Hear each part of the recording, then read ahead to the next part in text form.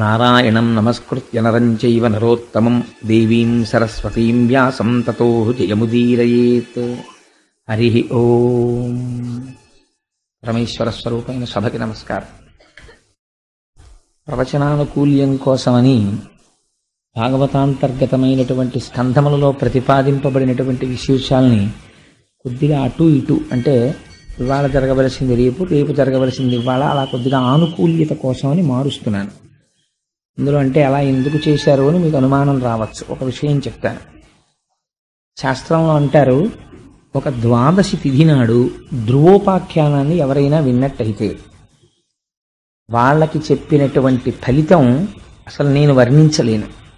అలా ఎవరైనా జీవితంలో ఒక ద్వాదశి నాడు అసుర సంధ్య వేళలో ధ్రువోపాఖ్యానాన్ని వినాలి అని. అది కూడా భాగవతాంతర్గతంగా ధ్రువోపాఖ్యానం వినడం అంటే మాటలు కాదు. అది ఎన్నో జన్మల సుకృతం ఉంటే కానీ దొరికేటటువంటి ఫలితం కాదు అది. అందుకని మనకి ద్వాదశి చాలా దగ్గరలో ఉంది. భీష్మేకాదశి దాటితే ద్వాదశి వస్తుంది. అందుకని ధ్రువోపాఖ్యానాన్ని ద్వాదశి నాటి కట్టి పెడుతున్నాను. అందుకని అయ్యో పాపం ఇంతమంది ఆతృతగా కూర్చుంటున్నారు కదా, ఆ చెప్పింది ఏదో ద్వాదశి నాడు చెప్తే ద్వాదశి అసుర సంధ్య వేళలో ధ్రువోపాఖ్యానాన్ని వింటే ఎంతటి ఫలితం చెప్పారంటే ఇంకంతా ఇంత ఫలితం కాదు. అందుకని ఆయా తిథులకి కొన్ని కొన్ని సరిపోయేటట్టుగా సమన్వయం చేస్తున్నాం. ఇంకా ఇవాల్టి ప్రవచనానికి సంబంధించినంత వరకు చతుర్ముఖ బ్రహ్మగారి యొక్క శరీరంలోంచి కొంత సృష్టి జరిగింది అని మీకు నేను చెప్పాను. సృష్టి 10 విధములుగా ఉంటుంది. అండ సృష్టి, ఈశ్వరుడి సంకల్ప సృష్టి, మైథున సృష్టి, జంతు సృష్టి, ఇలా రకరకాలుగా ఉంటుంది. అందులో ఈశ్వరుడి యొక్క దేహములోంచి వచ్చినటువంటి సృష్టి కొంత ఉన్నది. అందులో 10 మంది ప్రజాపతుల్ని ఆయన తన శరీరములోంచి సృష్టించాడు. అటువంటి వారిలో ఆయన బొటనవేలులోంచి జన్మించినటువంటి వాడు దక్ష ప్రజాపతి. నేత్రములలోంచి జన్మించిన వాడు అత్రి మహర్షి. ఆ అత్రి మహర్షి యొక్క సంతానమే ఆత్రేయ సగోత్రీకులు. అందుకని ఆ బొటనవేలులోంచి జన్మించినటువంటి మహాపురుషుడు దక్ష ప్రజాపతి. ఆయన్ని తక్కువగా అంచనా వేయడానికి వీల్లేదు. ఎందుచేత అంటే 10 మంది ప్రజాపతులకు కూడా ఆయనకి నాయకత్వం ఇచ్చారు. అంటే ఆయన ఎంతటి మహానుభావుడో మీరు ఆలోచించండి. అటువంటి దక్ష ప్రజాపతికి 16 మంది కుమార్తెలు కలిగారు. ఈ 16 మంది కుమార్తెల్ని కొంతమందికి ఇచ్చి ఆయన వివాహం చేశాడు. అందులోనే మూర్తి అనబడేటటువంటి ఆవిడ గర్భము నుంచి నరనారాయణులు ఉద్భవించారు. వాళ్లే బదరీలో తపస్సు చేశారు. అందుకే బదరీకి అంత శక్తి ఎక్కడిది అంటే ఉద్ధవుడు ఉండడం, నరనారాయణావతారం అక్కడ తపస్సు చేయడం, ప్రహ్లాదుడు అక్కడికి వెళ్ళడం, ఇలాంటి వాటి చేత బదరీ క్షేత్రానికి అంత గొప్పతనం వచ్చింది. ఇంకా మాట్లాడితే బాదరాయణుడు అని రేగిపళ్ళు ఎక్కువగా ఉండేటటువంటి వనం ఎక్కడుంటుందో అక్కడ కూర్చుని వ్యాసుడు తపస్సు చేశాడు, భాగవతాన్ని రచన చేశాడు. అందుకని ఆయనకి బాదరాయణుడు అని పేరు. బదరికావనంలో తిరిగాడు కాబట్టి. సో ఆ బదరీ క్షేత్రానికి అంత గొప్పతనం. అందుకని అటువంటి బ్రహ్మము యొక్క బొటనవేలి నుంచి ఆవిర్భవించినటువంటి దక్ష ప్రజాపతికి కలిగినటువంటి 16 మంది ఆడపిల్లల్ని అనేక మందికి ఇచ్చి వివాహం చేశారు. అనేక మందిని అంటే 16 మందికి ఇచ్చి, 16 మంది కూడా కాదు, ఎందుకంటే కొంతమందిని ఎక్కువ మందిని ఇచ్చి వివాహం చేశాడు. అలా రుద్రుడికి, శంకరుడికి ఇచ్చి తన కుమార్తె అయినటువంటి సతీదేవినిచ్చి వివాహం చేశారు. 15 మందికి సంతానం కలిగారు. కానీ శంకరుడికి సతీదేవికి సంతానం కలగలేదు. అంటే మీరు ఈ విషయం చెప్పడంలో ఒక రహస్యం ఉంటుంది.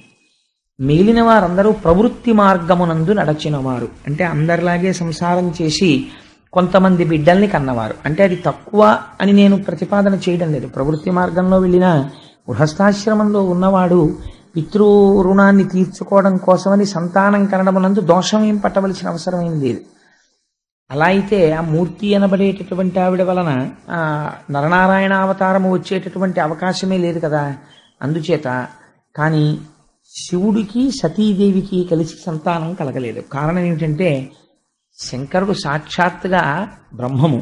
అటువంటి బ్రహ్మమైనటువంటి వాడికి మళ్ళీ పిల్లలు హడావిడి ఎక్కడుంటుంది? అలా జన్మించవలసినటువంటి అవసరం ఉంటే 2 సందర్భాల్లో జన్మించారంతే. అందుకే అసలు శివ కుటుంబమే చాలా గమ్మత్తుగా ఉంటుంది.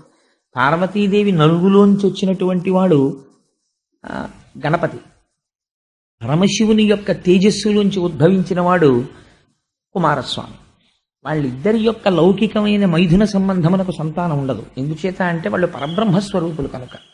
అటువంటి తత్వము కలిగినటువంటి శంకరుడు, దక్ష ప్రజాపతి చాలా అనుకూలంగా చాలా సంతోషంగా ఉండేవారు. అలా ఉంటున్నటువంటి సందర్భంలో ఒకానొకప్పుడు ప్రజాపతులందరూ కలిసి సత్రయాగం చేశారు. అది చాలా గొప్ప దీర్ఘ సత్రయాగం. మీకు సత్రయాగం అంటే ఏమిటో మొట్టమొదటి రోజున చెప్పాను. ఎవరైతే ఋత్విక్కులుగా ఉంటారో వాళ్లే యజమానులుగా కూడా ఉండేటటువంటి ఆ యాగమునకు సత్రయాగమని పేరు. అటువంటి సత్రయాగం చేస్తున్నారు ప్రజాపతులు. చేస్తుంటే అక్కడికి చతుర్ముఖ బ్రహ్మగారు కూడా వెళ్ళారు. బ్రహ్మగారు కనపడితే అందరూ కూడా నమస్కారం చేస్తారు. ఎందుచేత అంటే ఆయన సృష్టికర్త, పెద్దవాడు ఇంటికి. ఇప్పుడు ఇంటికి పెద్ద ఆయన ఉన్నాడు అనుకోండి, ఒక శుభలేఖ ఆయన పేరు మీద వేస్తారు. అంటే నిజంగా ఆయన ఏం డబ్బంతా పెట్టేశాడనో లేకపోతే ఆయన వెళ్ళిపోయి పిలుపులన్నీ పిలిచేశాడనో కాదు, అది మర్యాద. ఇంటి పెద్ద పేరు మీద శుభలేఖ వేస్తారు. అలా చతుర్ముఖ బ్రహ్మగారు సృష్టికర్త, అందుచేత ఆయన పేరు చెప్తే గౌరవిస్తారు, ఆయన కనపడితే గౌరవిస్తారు. తప్పించి బ్రహ్మగారు అవమానపడ్డం అన్నది ఉండదు. అసలు మనకి శాస్త్రంలో ఏదైనా ఆపద వస్తే అందరూ ముందు బ్రహ్మగారి దగ్గరికి ఎడుతుంటారు. అంటే ఇంటి పెద్దని ఎలా ఆదరించాలో, ఇంటి పెద్దని ఎలా గౌరవించాలో మన పురాణం చెప్తుంది. నువ్వు కూడా లౌకికంగా తెలుసుకోవలసింది ఏమిటి అంటే, అనుభవజ్ఞుడైనటువంటి నీ తండ్రిని లేదా నీ తాతని గౌరవించి వారి దగ్గర తెలుసుకోవాలి విషయాలు. అందుచేత చతుర్ముఖ బ్రహ్మగారు వెళ్ళి అక్కడ కూర్చుంటే అందరూ లేచి నిలబడ్డారు, చాలా సంతోషించారు, కూర్చున్నారు. ఆ సభలో పరమశివుడు కూడా ఉన్నాడు. పరమశివుడు కూడా ఉన్నటువంటి సందర్భంలో అది చాలా బ్రహ్మాండమైన సభ, సామాన్యమైన సభ కాదు. అందులో ప్రజాపతులున్నారు, ఋషులున్నారు, మహర్షులున్నారు, బ్రహ్మర్షులున్నారు, వీళ్ళందరూ కూర్చునున్నారు. ఆ సభ గురించి పోతన గారు ఒక అద్భుతమైనటువంటి పద్యం రాశారు. సరసిజ గర్భ యోగిజన సర్వ స్వపూర్వ మునీంద్ర హవ్యభు పరమ ప్రజాపతులందరూ భక్తిమయించనుదించియుండగా అత్తరణి సమాన తేజుడగు దక్షుడు వచ్చిన తత్సభాసదుల్ తరమిడి లేచిరప్పుడు పితామహ భర్గులు తప్ప అందరున్ అన్నారు. ఇందులో దక్షయజ్ఞ ధ్వంసం అనేటటువంటిది చాలా గమ్మత్తైనటువంటి ఆఖ్యానం. ఎందుకంటే మనకి ఘోరమైనటువంటి పాపాల జాబితాలో కొన్ని చెప్తారు. అందులో చాలా ఘోరాతి ఘోరమైనటువంటి పాపాలు శిశుహత్య, బ్రహ్మహత్య, భ్రూణహత్య, సురాపానం, ఆ తర్వాత గురుతల్పగతుడు కావడం. అంటే గురువుగారు పడుకునేటటువంటి మంచం మీద వారి భార్య గారు ఉండగా పడుకున్న నోటితో ఉచ్చరించడానికి కూడా అసహ్యకరమైన విషయాలు అలాంటివి. బ్రహ్మ హేమహారీచ సురాపో గురుతల్పక అని దేవి భాగవతంలో వర్ణిస్తారు. పంచమహాపాతకాలంటే ఏమిటో. సరే, అటువంటి మహాపాతకములు ఉంటాయి కొన్ని. అటువంటి మహాపాతకముల జోలికి, మహాపాపముల జోలికి ఎవరు వెళ్ళరు. అందులో ఒకటి ఏమిటంటే చాలా భయంకరమైన పాపం యజ్ఞ ధ్వంసం. యజ్ఞాన్ని ధ్వంసం చేయకూడదు. కానీ శంకరుడు ఒక యజ్ఞాన్ని ధ్వంసం చేశాడు. అదే దక్షయజ్ఞ ధ్వంసము అంటారు. దక్షయజ్ఞ ధ్వంసం చేస్తే దానికి బ్రహ్మరథం పట్టారు వ్యాసుల వారు, దానికి బ్రహ్మరథం పట్టారు పోతన గారు. అదేమిటండి యజ్ఞధ్వంసం? అసలు గొప్ప కథ ఎందుకు అవుతుంది? దాన్ని భాగవతంలో రాయడం ఏమిటి? దాన్ని మనం వినడం ఏమిటి? అది చెప్పుకోవడం ఏమిటి? దానివల్ల పుణ్యం వస్తుందా, పాపం వస్తుందా? అంటే ఇది నువ్వు వింటే ఎంత గొప్ప ఫలితం వస్తుందో ఆఖరణ చెప్తారు. యజ్ఞధ్వంసం అనేటటువంటిది వచ్చి ఒక పెద్ద అధ్యాయం కింద, ఒక పెద్ద కథ కింద, ఒక వినవలసిన విషయం కింద మారిపోయింది. అది ఎలా జరిగిందో చూడండి. సరసిజ గర్భ అంటే బ్రహ్మగారు సభలో కూర్చునున్నారు. కూర్చునుండగా ఆ సభలో కూర్చున్నటువంటి వాళ్ళెవ్వరూ కూడా సామాన్యులైనటువంటి వాళ్ళు కారు. హవ్యభు పరమ ఋషీంద్ర ప్రజాపతులందరూ భక్తిమియించనుదించి ఉండగా, అందులో ఋషులు కూర్చున్నారు, ప్రజాపతులు కూర్చున్నారు, అందరూ కూర్చునున్నారు. అందరూ కూర్చునుండగా అత్తరణి సమాన తేజుడగు దక్షుడు వచ్చిన. అప్పుడు ఆలస్యంగా సభలోకి దక్ష ప్రజాపతి వచ్చారు. దక్ష ప్రజాపతి వస్తుంటే ఎలా ఉన్నాడో పోతన గారు చెప్పారు. అత్తరణి సమాన తేజుడగు, సూర్యుడు భూమండలం మీదకి దిగిపోయి దొర్లి వస్తే, నడిచి వస్తే ఎలా ఉంటుందో అలా ఉన్నాడు. అంతటి తేజోమూర్తి. ఆయన కత్తి చేత కూడా నరకబడడం, అంతటి మంత్రభూయిష్టం శరీరం అయింది. అటువంటి అత్తరణి సమాన తేజుడగు దక్షుడు వచ్చిన తత్సభాసదులు తరమిడి లేచిరప్పుడు గభాలను లేచిపోయారంతే. అయ్యో ఎవరో వచ్చారు, ఎవరండి ఆయన అని ఎవరు అడగలేదు. అందరూ దక్షుణ్ణి చూడగానే, అంటే ఆ తేజస్ అటువంటిది, ఇదేదో మనం గౌరవించవలసినటువంటి వ్యక్తి, సామాన్యుడు కాడు, కాబట్టి వెంటనే లేచిపోదామని సభాసదులు తరమిడి లేచిరప్పుడు అందరూ లేచి నిలబడ్డారు. ఇద్దరు మాత్రం లేవలేదన్నారు. ఎవరా లేవని వాళ్ళు? పితామహ అంటే పితామహుడు అంటే బ్రహ్మగారు లేవలేదు. భర్గులు తక్క ఎందరున్. శంకరుడికి ఒక చిత్రమైన నామం వేసేశారు పోతన గారు. శివుడు అనలేదు, శంకరుడు అనలేదు, రుద్రుడు అనలేదు, భర్గుడు అన్నారు. చాలా దక్షయజ్ఞ ధ్వంసం అంతా ఈ నామంలో ఉంది రహస్యం. భర్గుడంటే ఎవరు? శివుడి యొక్క అష్టమూర్తి తత్వంలో ఆయనకి భర్గ అని ఒక నామం. భర్గ అంటే తేజస్వరూపమైనటువంటి వాడు. అంటే మనం భా అంటుంటాం భాష. ఆత్మ తేజస్వరూపం. ఆ ఆత్మ వస్తువు ఏదైతే ఉందో ఆ ఆత్మస్వరూపి అయి పరబ్రహ్మస్వరూపుడైనటువంటి వాడు. ఆ భర్గనామాన్ని ఉచ్చరించినంత మాత్రం చేత ఏమవుతుందో తెలుసా అండి? మనలో ఉండేటటువంటి అజ్ఞానం అనేటటువంటి చీకటి తొలగిపోతుంది. అంత గొప్ప నామం ఆ భర్గనామం. అందుచేత అజ్ఞానమును పోగొట్టేటటువంటి స్వరూపం ఉన్నవాడు. అజ్ఞానమును పోగొట్టేటటువంటి వాడికి అజ్ఞానం ఎందుకుంటుంది? కాబట్టి ఆయనకి రాగద్వేషాలు ఉండవు. మా మామగారు, ఈయన బ్రహ్మగారు, ఈయన ఇంకోడు, ఇవేం ఉండవు ఆయనకి. ఆయన అంతటా బ్రహ్మమును చూసి తనలో తాను రమించిపోతూ ఉంటాడు. అందుకే ఎప్పుడు శంకరుడు పద్మాసనం వేసి కూర్చుని అర్ధనిమీలిత నేత్రుడై అలా తనలో తాను పరవశించిపోతూ, మన కోటకొమ్మన్ సెంటర్ దగ్గర ఉంటుందో బొమ్మ, ఇలా 2 చెంబులు పట్టుకుని 2 పాత్రలు తన పైన ఉన్నటువంటి చంద్రరేఖ నుంచి కరిగి కింద పడినటువంటి అమృతరసాన్ని పట్టుకుని ఒక చెంబుతో తీసి మళ్ళీ ఇలా పోసుకుంటూ ఉంటాడు. మళ్ళీ ఆ చెంబు ఇలా కింద పెడతాడు, ఈ చెంబుతో పోసుకుంటూ ఉంటాడు. అదే ఆపాతాళ నభస్థలంత భువన బ్రహ్మాండమా విస్ఫుర జ్యోతిస్ఫాటిక లింగ బౌలి విలసత్ పూర్వేందు వాంతామృతై అస్తోకప్లుతమేకమీశమనిశం రుద్రాను వాకాంజపం ధ్యాయే దీప్సిత సిద్ధయే ధ్రువపదం విప్రోభిషించే శివం బ్రహ్మాండ వ్యాప్త దేహ భసిత హిమరుచాభాసమానాభుజంగై కంఠే కాళాః కపర్దాః కలిత శిశికళశ్చండ కోదండ హస్తాః త్రిక్షా రుద్రాక్షమాలా సులలిత వపుషశాంభవ మూర్తిభేదాః రుద్రాశ్రీ రుద్రసూక్త ప్రకటిత విభవాన ప్రయచ్చస్తు సౌఖ్యం అంటారు. ఆయన మీద చంద్రరేఖ ఉంటుంది ఎప్పుడు. ఈ బ్రహ్మాండమంతటా నిండిపోయి ఉంటాడు. నిండిపోయి ఉన్నవాడి మీద చంద్రరేఖ ఉంటుంది. ఆ చంద్రరేఖలో వచ్చి అమృతం పడుతూ ఉంటుంది. ఆ పడినటువంటి అమృత ధారల చేత తడిసిపోయి ఉంటాడు. ఆయన ఎంత చల్లగా ఉంటే మనందరం అంత చల్లగా ఉంటాం. అందుకే శివలింగానికి ధారాపాత్ర కట్టి ఓ దర్భ పెట్టి తడిసిపోయేటట్టు ఉంచుతారు. శివలింగం పొడిగా ఉండకూడదు. అభిషేకం మొదలు పెడితే మాత్రం పువ్వు బోర్లించి చెయ్యాలి. అందుకని అలా ధారాపాత్ర నుంచి నీరెప్పుడు పడుతూనే ఉంటుంది శివలింగం మీదకి. అంత చల్లగా ఉంటాడు ఆయన. ఆయన చల్లగా ఉంటే మనం చల్లగా ఉంటాం.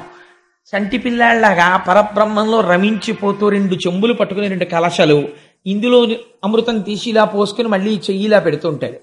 ఇందులోకి మళ్ళీ అమృతం నిండేలోగా ఈ పాత్రలో అమృతం ఇలా పోసుకుంటూ ఉంటాడు. పోసుకుంటూ అమృతము చేత తడిసిపోయినటువంటి దేహముతో ఉంటాడు ఆయన. అటువంటి వాడు మహాజ్ఞాని. ఆయన్ని తలుచుకుంటే చాలు జ్ఞానం ఇస్తాడు. అటువంటి శంకరుడు ఇప్పుడు అసుర సంధ్య వేళలో వెడుతూ ఉంటాడు ఆకాశ మార్గంలో. అందున వెళ్ళేటప్పుడు భూమండలం మీద ఆయన ఎక్కడ దిగడు. ఆయనకు అదొక లక్షణం ఉంది. శంకర భగవత్పాదులు ఒక చోట అంటారు, ఎక్కడ దిగుతాడంటే ఒకే ఒక్క చోట దిగుతాడు భారతఖండంలో. ఎక్కడ దిగుతాడంటే ఒక్క శ్రీశైలం కొండ మీద మాత్రం దిగుతాడు. మరి ఆయనకి ఏమిటో ఆ సంతోషం. శ్రీశైలే స్వర్ణశృంగే మణిగణ రచితే కల్ప వృక్షాళి శీతే అని సంధ్యారంభ విజృంభితం శృతిశిరస్థానాంతరాధిష్ఠితం సప్రేమ భ్రమరాభిరామవసకృత్సత్వాసనాశోభితం భోగీంద్రాభరణం సమస్త సుమన పూజ్యం గుణావిష్కృతం సేవే శ్రీగిరి మల్లికార్జున మహాలింగం శివాలింగితం అంటారు. అటువంటి స్వామి వృషభవాహనారూఢుడై అసుర సంధ్య వేళలో వెడుతూ ఉంటాడు.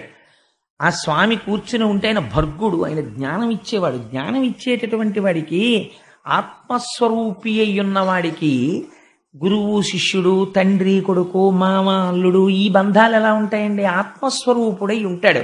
ఇది చెప్పడానికే భర్గుడు తక్క అందరు. ఆయన దక్ష ప్రజాపతి అల్లుళ్ళ కూర్చోలేదు అక్కడ, మహాజ్ఞాని అయి కూర్చొని ఉన్నాడు. ఇలా కూర్చుని ఉండగా విశ్వం పశ్యతి కార్యకారణతయా స్వస్వామి సంబంధత శిష్యాచార్యతయా తథైవ పితృపుత్రాజ్ఞనాభేదత స్వప్నే జాగ్రతివా అని దక్షిణామూర్తి స్తోత్రంలో శంకర భగవత్పాదులు అంటారు. ఒకసారి ఆత్మతత్వం ఎరుకకు వచ్చిన తర్వాత తండ్రి కొడుకు ఎక్కడున్నాడు, గురువు శిష్యుడు ఎక్కడున్నాడు? ఉన్నదొక్కటే, ఆత్మ ఒక్కటే ఉన్నది. అలా ఆత్మస్వరూపమునందు రమించిపోయి తాను జ్ఞాని కాబట్టి అజ్ఞానమును మన్నించగలడు. అజ్ఞానమును మన్నించి అజ్ఞానమును దాహకత్వము తీసివేయగలిగిన వాడెవడో వాడికి భర్గుడని పేరు. అజ్ఞానిని చూసి ఆయన కూడా కోపడ్డాడు అనుకోండి, ఆయన కూడా అజ్ఞాని అయిపోయినట్టే లెక్క. ఆయన తన స్థానము నుంచి భ్రంశము కాడు, అలా కూర్చున్నవాడైతేనే భర్గుడు. ఎంత గొప్ప మాట అన్నారో చూడండి మహానుభావుడు. అత్తరణి సమాన తేజుడగు దక్షుడు వచ్చిన తత్సభాసదుల్ తరమిడి లేచిరప్పుడు పితామహ భర్గులు తక్క అందరున్. అందుచేత వాళ్ళిద్దరూ లేవలేదు. పితామహుడు లేవడు. ఎందుచేత అంటే ఆయన బ్రహ్మగారు, ఇంటికి పెద్దవాడు, అందుకని ఆయన లేవక్కర్లేదు. కానీ బాహ్యమునందు దక్ష ప్రజాపతి కల్లుడు, అందుచేత మామగారు పితృపంచకంలో ఒకడు, తండ్రిలో 5 తండ్రుల్లో ఒకడు. 5 తండ్రులు ఎలా ఉంటారండి అని మీరు అనుకోకండి. జన్మనిచ్చినటువంటి తండ్రి, గాయత్రీ మంత్రాన్ని ఉపదేశం చేసినటువంటి తండ్రి, రాజు, అంటే పిల్లనిచ్చినటువంటి మామగారు, పెద్దన్నగారు లేదా గురువు గాయత్రీ మంత్రోపదేశం చేసిన వారంటే 5 తండ్రుల కింద చెప్తారు. అలాగే అత్తగారు మాతృపంచకంలోకి వస్తుంది. అందుకే మాతృపంచకంలోకి వెళ్ళడం కోసమే అత్తగారు మధుపర్కం ఇస్తుంది. మధుపర్కం అంటే ఇవాళ తెలిసి తెలియక జరియంచు పంచెలు పెట్టడం మధుపర్కాలు అనుకుంటున్నారు. మధుపర్కాలంటే అది కాదండి. మధుపర్కం అంటే ఏమిటో తెలుసా? తన కూతురికి భర్త కాబోతున్నాడు. తల్లికి ఒక స్వాతంత్రం ఉంటుంది. తల్లి పిల్లాడు ఏం తింటాడో తెలుసు. అందుకని మా అబ్బాయి వచ్చాడు, మా అబ్బాయికి వంకాయ గుత్తొంకాయ కూర అంటే ఇష్టం అండి అని గబగబా వండి పెడుతుంది. రేపు అల్లుడు కూడా అత్తవారింటికి వస్తూ ఉంటాడు. మామగారు ఏం చేస్తాడు? ఓ ఉపన్యాసం చెప్తాడు, కావాలంటే భాగవతంలో ఏముందో ఏ అధ్యాయంలో ఏముందో చెప్తాడు. అత్తగారు పెట్టాలి వండి అల్లుడికి కడుపు నిండా. అందుకని తన కొడుకుతో సమానం. అందుకని ఇప్పుడు అత్తగారు తల్లి స్థానాన్ని పొందాలి. ప్రేమ చేత అల్లుడికి అన్నం పెట్టడంలో కోప్పడకుండా కూడా ముందు కడుపు నిండాక ఎలా కోప్పడుతుందో అలా అత్తగారు కూడా అల్లుడిని అంత మర్యాదగా కొడుకులా అన్నం పెట్టాలి. ఈ ప్రేమ నేను నీ యందు ప్రకటిస్తున్నానయ్యా, ఇంకా నువ్వు నాకు కొడుకుతో సమానం, నేను నీకు అమ్మతో సమానం. నువ్వు నన్ను స్వేచ్ఛగా, అత్తగారు నాకు మడత కాజా చేసి పెడుతురు, మీ కాజాలు బాగుంటాయని అడగచ్చు, నేను నీకు చేసి పెడతాను ప్రేమగా. మన ఇద్దరిది ఇక తల్లి కొడుకుల సంబంధం అని ఈ ప్రేమ వ్యక్తం చేయడానికి ఆవిడ తేనె పట్టుకొస్తుందో పాత్రలో తేవాలి. అసలు మొట్టమొదట అల్లుడు ఎదుర్కోలేని పెడతారు. ఆ వచ్చినప్పుడు దేని కొరకు అంటే అత్తగారి ప్రేమ ప్రకటించడానికి. మామగారు గౌరవం ప్రకటిస్తాడు, నారాయణుడు వస్తున్నాడు కాబట్టి. అత్తగారు మాత్రం అలా వెళ్ళదు.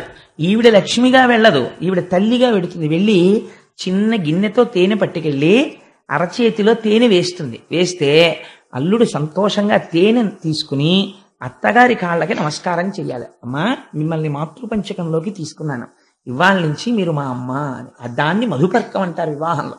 అంతేగాని జరియంచు పంచట్లేదు, ఇంత అంచు లేదండి మా అల్లుడికి అని దెబ్బలాడుకోవడానికి మధుపర్కం కాదు. మధుపర్కం అంటే అలా పుచ్చుకున్నది మధుపర్కం. దానివల్ల ఆ శోభ కలుగుతుంది, ఆ ఆత్మీయత కలుగుతుంది. అందుకని ఇక్కడ ఈ అల్లుడు మామ సంబంధం విషయంలో దక్షుడికుందేమో మనసులో, శివుడికి లేదు. ఎందుచేత ఆత్మస్వరూపి అయి ఉన్నాడు. ఇలా కూర్చునుండగా పితామహుడు లేవడు, ఎందుకంటే ఆయన పెద్దవాడు. అందుకే ఆ పేరేశారు. చతుర్ముఖ బ్రహ్మ అనకూడదా, సరసిజ గర్భుడు అనకూడదా, లేదంటే వనజనాభుడు అనకూడదా, లేకపోతే ఏదో కమల గర్భుడు అనకూడదా, ఏదో పేరు పెట్టచ్చు బ్రహ్మగారికి. కానీ ఏమీ అనలేదు. అనకుండా ఆయనకి పితామహ అంటే పెద్దవాడు, గౌరవింపదగినవాడు. అందుకని ఆయన లేవకూడదు. రెండోవాడు లేవవలసిన వాడని మనకు అనిపించేవాడు అల్లుడు కాబట్టి, కానీ లేవడు. ఎందుకని? భర్గుడు, మహాజ్ఞాని, ఆత్మస్వరూపి. అందుకని పితామహ భర్గులు తప్ప అందరూ. ఎందుకంటే ఆ 2 మాటలు పట్టుకుని అలా కొట్టుకుంటారు మీరు అని అనుకోకండి. కథ అంతా దాని మీదే ఆధారపడింది, వెనకాతల ఆఖ్యానం అంతా. అందుకని పితామహ భర్గులు తప్ప అందరూ. వాళ్ళిద్దరూ లేవకపోతే దక్షుడు లోపలికి వచ్చేసాడు. లోపలికొచ్చి లేచిన వాళ్ళ వంక ప్రసన్నంగా ఏం చూడలేదు. లేవని వాళ్ళు ఎవరు సభలో చూశాడు. బ్రహ్మగారు లేవలేదు, పెద్ద పట్టించుకోలేదు. పితామహ బిరుదుంది కదా, ఆయన బొటన వేళ్ళలోంచి వచ్చాను ఊరుకున్నాడు. ఇటు చూశాడు ఎర్రటి కంటితో. అల్లుడు లేవలేదు. అల్లుడు కాబట్టి నాకు కొడుకుతో సమానం, నేను మామగారిని, పితృపంచకంలో ఒకండి, తండ్రి లాంటి వాడిని. మిగిలిన ఇంతమంది లేచారు, అల్లుడు లేవడానికి లేచి మామయ్యగారు నమస్కారం అని ఇలా అనద్దు అనలేదు. చూసావా ఎంత అహంకారమో అనుకున్నాడు. కడుపులో దాచుకోలేకపోయాడు. ఇది అజ్ఞానం అంటే. కన్ను ఎర్రపడిపోవడమే అజ్ఞానం. కోపం వచ్చేసింది అంతే. ఒక్కొక్కరు చూడండి, నమస్కారం పెట్టలేదని కోపం పెట్టుకుంటారు కడుపులో. నమస్కారం అనేటటువంటిది respect cannot be demanded, it should be given voluntarily. స్వచ్ఛందంగా ఇవ్వాలి. ఒకరిని చూస్తే ఒకరికి నమస్కారం స్వచ్ఛందంగా పెట్టబుద్ధి వెయ్యాలి. అంతేగాని ఫలానా వాడు నాకు నమస్కారం పెట్టలేదని కక్ష పట్టడం, మరింత నమస్కార యోగ్యతని కోల్పోవడం. అందుచేత నమస్కారం ఫలానా వాడు పెట్టలేదని ఇంతమంది సభలో పెట్టని వాడిని గుర్తుపట్టాడంటే ఎంత అజ్ఞానంతో వచ్చాడో చూడండి దక్ష ప్రజాపతి. ఆయన ఎంత ప్రజాపతి అయితే ఎవడకు కావాలి అంటే ఇవాళ దక్ష ప్రజాపతి ఏ రూపంలో ఉన్నాడు? లేచిన వాళ్ళు ఇంతమంది గుర్తులేరు, లేవని వాళ్ళు ఇద్దరిలో ఒకడు ఎందుకు గుర్తులేడో అందుకని లేవక్కర్లేదు లేని వదిలిపెట్టాడు, ఒకడిని పట్టుకుంటున్నాడు. అంటే ఇప్పుడు అజ్ఞానమునందు దక్షుడున్నాడు ఖచ్చితంగా కదండి. లేకపోతే ఫలానా ఆయన సభలో నేను వచ్చినప్పుడు లేవట్లేదు ఆయన మీద కక్ష పెట్టాడంటే తను జారిపోతున్నాడా అవతలవాడు జారిపోతున్నాడా? చూశాడు శంకరుడి వంక, కళ్ళు ఎర్ర పడిపోయాయి. క్రోధంతో సభలో ఉన్న వాళ్ళందరినీ చూసి ఒక మాట అన్నాడు, వీడెవరు అన్నాడు. అంటే వాళ్ళు ఆశ్చర్యపోయారు, ఇదేమిటి అల్లుడు కదా ఎవరంటాడేమిటి, కాళ్ళు కడిగి కన్యాదానం చేశాడు, వీడెవరు అని అడుగుతాడేమిటి అని. శివుడు నవ్వుతూ కూర్చున్నాడు. అర్థమైంది, ఓహో నమస్కారం పెట్టలేదు కదా, కోపం వచ్చింది. అంటే పాపం వాళ్ళు లేచి అన్నారు, శివుడండి అన్నారు. మరి అడిగిన వాడిని చెప్పకపోతే వాడి మళ్ళీ ఆయన మీద ఏం కోపం వస్తుందో, అందుకని వీడెవరు అన్నాడు. అంటే చెప్పాలి కదా, అదేమిటంటే మనసులో అనుకున్న శివుడండి అన్నారు. ఆ మాట అనేటప్పటికి ఇంకా సర్రం అన్నాడు, శివుడా అన్నాడు. శివుడు అంటే మంగళములను ఇచ్చువాడు అని అర్థం. ఆయన ఎప్పుడు మంగళములని చేస్తాడు, అమంగళం చెయ్యడం ఆయనకి చేత కాదు, అసలు ఆయన చెయ్యడు. అందుకని ఆయనకి శివుడని పేరు. ఆ పేరు చెప్పేటప్పటికి కోపం వచ్చిందంతే. ఆయన అన్నాడు, అనయము లుప్త క్రియాకలాపుండు మానహీనుండు మర్యాద లేనివాడు మత్త ప్రచారుండు దిగంబరుండు భూత ప్రేత పరివృతుండు ఉన్మత్తనాథుండు భూతిలిప్తుండు అస్థిభూషణుండు. ఎంత దారుణమైన మాటలు వాడాడో చూడండి. ప్రమథ భూతనాథుండు భూతిలిప్తుండు అస్థిభూషణుండు దుష్ట హృదయుండు నష్ట హృదయుండు నష్ట శౌచుండు దుష్ట హృదయుండు ఉగ్ర పరేత భూ నికేతనుండు వితత స్రస్త కేశుండు. అశుచి అయిన ఇతనికి శివుడను ప్రమాదమిట్లు కలిగే, అశివుడైన ఇతనిని శివుడని పిలిచి వేదంబు శూద్రునికిచ్చినట్లు అన్నాడు. ఎవడు రావిని శివుడని పిలిచినవాడు? అనయము లుప్త క్రియాకలాపుండు మానహీనుండు మర్యాద లేనివాడు. వీడు శివుడా? అనయము లుప్త క్రియాకలాపుండు. లుప్త క్రియాకలాపుండు అంటే అసలు ఏ పని చేయనివాడు. ఏమిటి కోపం, లేచి నమస్కారం పెట్టలేదు. వీడికి పని ఉండదు పాడుండదు, అలా కూర్చుంటాడు. వీడు ఏ పని చేయడు. అనయము లుప్త క్రియాకలాపుండు. మీరు చాలా జాగ్రత్తగా వినాలి. ముందు నేను తిట్లు చెప్పేస్తాను, ఎందుకంటే పోతన గారు అన్నారు, వ్యాసుల వారును, ఇది దక్షుని చేత పరమశివుని పట్ల క్రోధంబుతో చేసినటువంటి ఈ వ్యాఖ్య ఎందయో స్తోత్రంబై పరంగే అన్నారు. అది ఎలా జరిగింది అన్నది తర్వాత వివరణ చేస్తాను. ముందేమన్నాడంటే అనయము లుప్త క్రియాకలాపుండు. కోపం వచ్చేసింది అనుకోండి అల్లుడు గారి మీద, పనా పాడ అలా పురాణాలుగా పోతుంటాడు అంటాడు మామగారు. అందుకని అనయము లుప్త క్రియాకలాపుండు, వీడికేం పని పాడు లేదు. మానహీనుండు, వీడికి మానం మర్యాద ఏం లేవు. ఎందుకని? ఆయన దిగంబరుండు, బట్టకట్టుకోడు. మానహీనుండు మర్యాద లేనివాడు. ఇక్కడ బయటపడిపోయాడు స్పష్టంగా. ఏమిటి మర్యాద? తనకి దండం పెట్టలేదు. అందుకని మానహీనుండు మర్యాద లేనివాడు. అక్కడతో ఊరుకున్నాడా? ఊరుకోలేదు. మత్త ప్రచారుండు, ఎప్పుడు మదించినటువంటి వాడు ఎలా ఉంటాడో పిచ్చాడు అలా తిరుగుతుంటాడు. మత్త ప్రచారుండు ఉన్మత్త ప్రియుండు, పిచ్చి వాళ్ళందరినీ వెంటేసుకు తిరుగుతుంటాడు. అలాంటి వాళ్ళంటే వీడికి ఇష్టం. ఉన్మత్త ప్రియుండు దిగంబరుండు, బట్టే కట్టుకోడు. దిగంబరుండు భూత ప్రేత పరివృతుండు, ఎప్పుడు చుట్టూ భూతాల్ని ప్రేతాల్ని పిశాచాల్ని పెట్టుకు తిరుగుతాడు. భూత ప్రేత పరివృతుండు. ఉన్మత్తన తామస ప్రమథ గణనాథుండు, తామసమైనటువంటి ప్రమథగణాలకన్నింటికీ కూడా నాథుడై ఉండేటటువంటి వాడు. భూతిలిప్తుండు, శ్మశానంలో కాలినటువంటి శవానం యొక్క బూడిదని తీసి ఒంటికి రాసుకుంటాడు. భూతిలిప్తుండు అస్థిభూషణుండు, ఆ శవం కాలిపోయిన తర్వాత ఉన్న ఎముకలు తీసి దండ కొట్టుకుని మెళ్ళలో వేసుకుంటూ ఉంటాడు. భూతిలిప్తుండు అస్థిభూషణుండు. అక్కడతో ఊరుకున్నాడా? నష్ట శౌచుండు, అసలు వీడికి శౌచమే లేదు. అంతమునందు లేదు, బాహ్యమునందు లేదు, రెండింటి యందు శౌచం లేదు. నష్ట శౌచుండు దుష్ట హృదయుండు, మంచి హృదయం కాదు, చాలా దుష్టమైనటువంటి హృదయం ఉన్నవాడు. నష్ట శౌచుండు దుష్ట హృదయుండు ఉన్మత్తనాథుండు, పిచ్చాళ్ళందరికీ వీడి నాయకుడు. ఉన్మత్తనాథుండు ఉగ్ర పరేత భూ నికేతనుండు, శవాలన్నిటినీ ఎక్కడ కాలుస్తారో అందరూ ఎక్కడికి వెళ్ళడానికి భయపడతారో అటువంటి శ్మశానంలో తిరిగేవాడు. ఉగ్ర పరేత భూ నికేతనుండు వితత స్రస్త కేశుండు, జుట్టు దువ్వుకోవడమే చేత కాదు, ఎప్పుడు జడలు కట్టేసి పెద్ద జటాజూటం ఒకటి కట్టుకు తిరుగుతుంటాడు. వితత స్రస్త కేశుండు, లేదా ఇలా చిమ్ముకుని విరజిమ్ముకుని తిరుగుతుంటాడు. అందుకని వితత స్రస్త కేశుండు. అశుచి, అసలు చూస్తేనే భయం వేస్తుంది, ముట్టుకోబుద్ధేదు, అమంగళకరుడు. అశుచి అయిన ఇతనికి శివుడను ప్రమాదమెట్లు కలిగి. ఇతనికి శివుడని పేరు ఎవరు పెట్టారు? ఎలా మంగళకరుడు. వీణ్ణి పట్టుకుని శివుడని పిలిస్తే నాకేమని పిలుస్తుందో తెలుసా? అశివుడైన ఇతనిని శివుడని పిలుచుట వేదంబు శూద్రునకిచ్చినట్లు. యజ్ఞోపవీతం లేనివాడికి, ఉపనయన సంస్కారం జరగని వాడికి, స్వరం తెలియని వాడికి వేదం పట్టుకెళ్ళి ఇచ్చినట్టుంది వీడిని శివుడని పిలవడం. ఎవడు పిలిచాడు వీడిని శివుడని? అంత దారుణంగా మాట్లాడాడో చూడండి, అంత భయంకరమైన శివనింద చేశాడు. ఇదంతా చేస్తున్నప్పుడు శంకరుడు ఏం చేస్తున్నాడు అంటే చాలా సంతోషంగా నవ్వుతూ కూర్చున్నట్టే కుర్చీలో. ఈయన మాత్రం చాలా తిట్టేశాడు. తిట్టేసిన తర్వాత కోపం ఆగుతుందండి. అయితే నేను ఇక్కడ ఒక్క మాట చెప్పాలి. సాధారణంగా ఏమిటంటే కోపంలో ఉండేటటువంటి లక్షణం ఒకలా ఉంటుంది. మనం ఎవరి మీదన్నా చాలా కోపంతో ఉన్నాం అనుకోండి, ఆ ఎదురుగుండా కూర్చున్నాడు అనుకోండి, పిల్లాడి మీదే కోపంగా ఉంది, పిల్లాడిని వీడు స్కూల్కి వెళ్ళాడు, చదవాడు, హోంవర్కులు చేయట్లేదు అని తండ్రి తిట్టేస్తుంటే వాడు తలంచుకుని ఇలా రాస్తున్నాడు అనుకోండి, మంట వచ్చేస్తుంది తండ్రికి. చూడు ఎన్నన్నా మాట్లాడడం ఒక్క తలుగు అంటాడు కోపం వచ్చేసి. అదే తిరిగి ఏదో మాట్లాడాడు అనుకోండి, ఆ కోపం కొంత డిఫ్యూజ్ అవుతుంది. అయ్యో తప్పు అయిపోయిందండి నాన్నగారండి, ఇంక నుంచి చదువుకుంటానండి ఏదో అంటే వెంటనే కొంచెం తగ్గుతాడు. అలా మాట్లాడకపోతే అది ఉధృతం అయిపోతుంది ఆ కోపం. చూడు ముచ్చులో ఎలా కూర్చున్నాడో అంటారు. ఆయన పాపం నవ్వుతూ కూర్చున్నాడు, భర్గుడు కాబట్టి ఈయనకి ముచ్చులో కనపడుతున్నాడు ఆయన మాట్లాడ్డని. ఈయన చేసినటువంటి స్తోత్రం ఎలా అయింది? ఇదొక విచిత్రమైన విషయం. అనయము లుప్త క్రియాకలాపుండు. దీన్నే పార్వతీదేవితో తర్వాత చెప్తాడు శంకరుడు. లుప్త క్రియాకలాపుండు అంటే మనకి రెండు మార్గములు ఉంటాయి. ఒకదాన్ని ప్రవృత్తి మార్గం అంటారు, ఒకదాన్ని నివృత్తి మార్గం అంటారు. ప్రవృత్తి మార్గం అంటే ఏదో ధన సంపాదన చేసుకోవడం, సంసారాన్ని పోషించుకోవడం, కుటుంబంతో ఉండడం, కర్మకాండ చేస్తూ ఉండడం, ఈ పూజ చేస్తూ ఉండడం, ఆ పూజ చేస్తూ ఉండడం, ఇలాంటి వాటి అన్నింటినీ కలిపి ప్రవృత్తి మార్గం అంటారు. అది కూడా కామ్యకర్మ, నాకేదో శుభం జరగాలని చేస్తూ ఉంటాడు.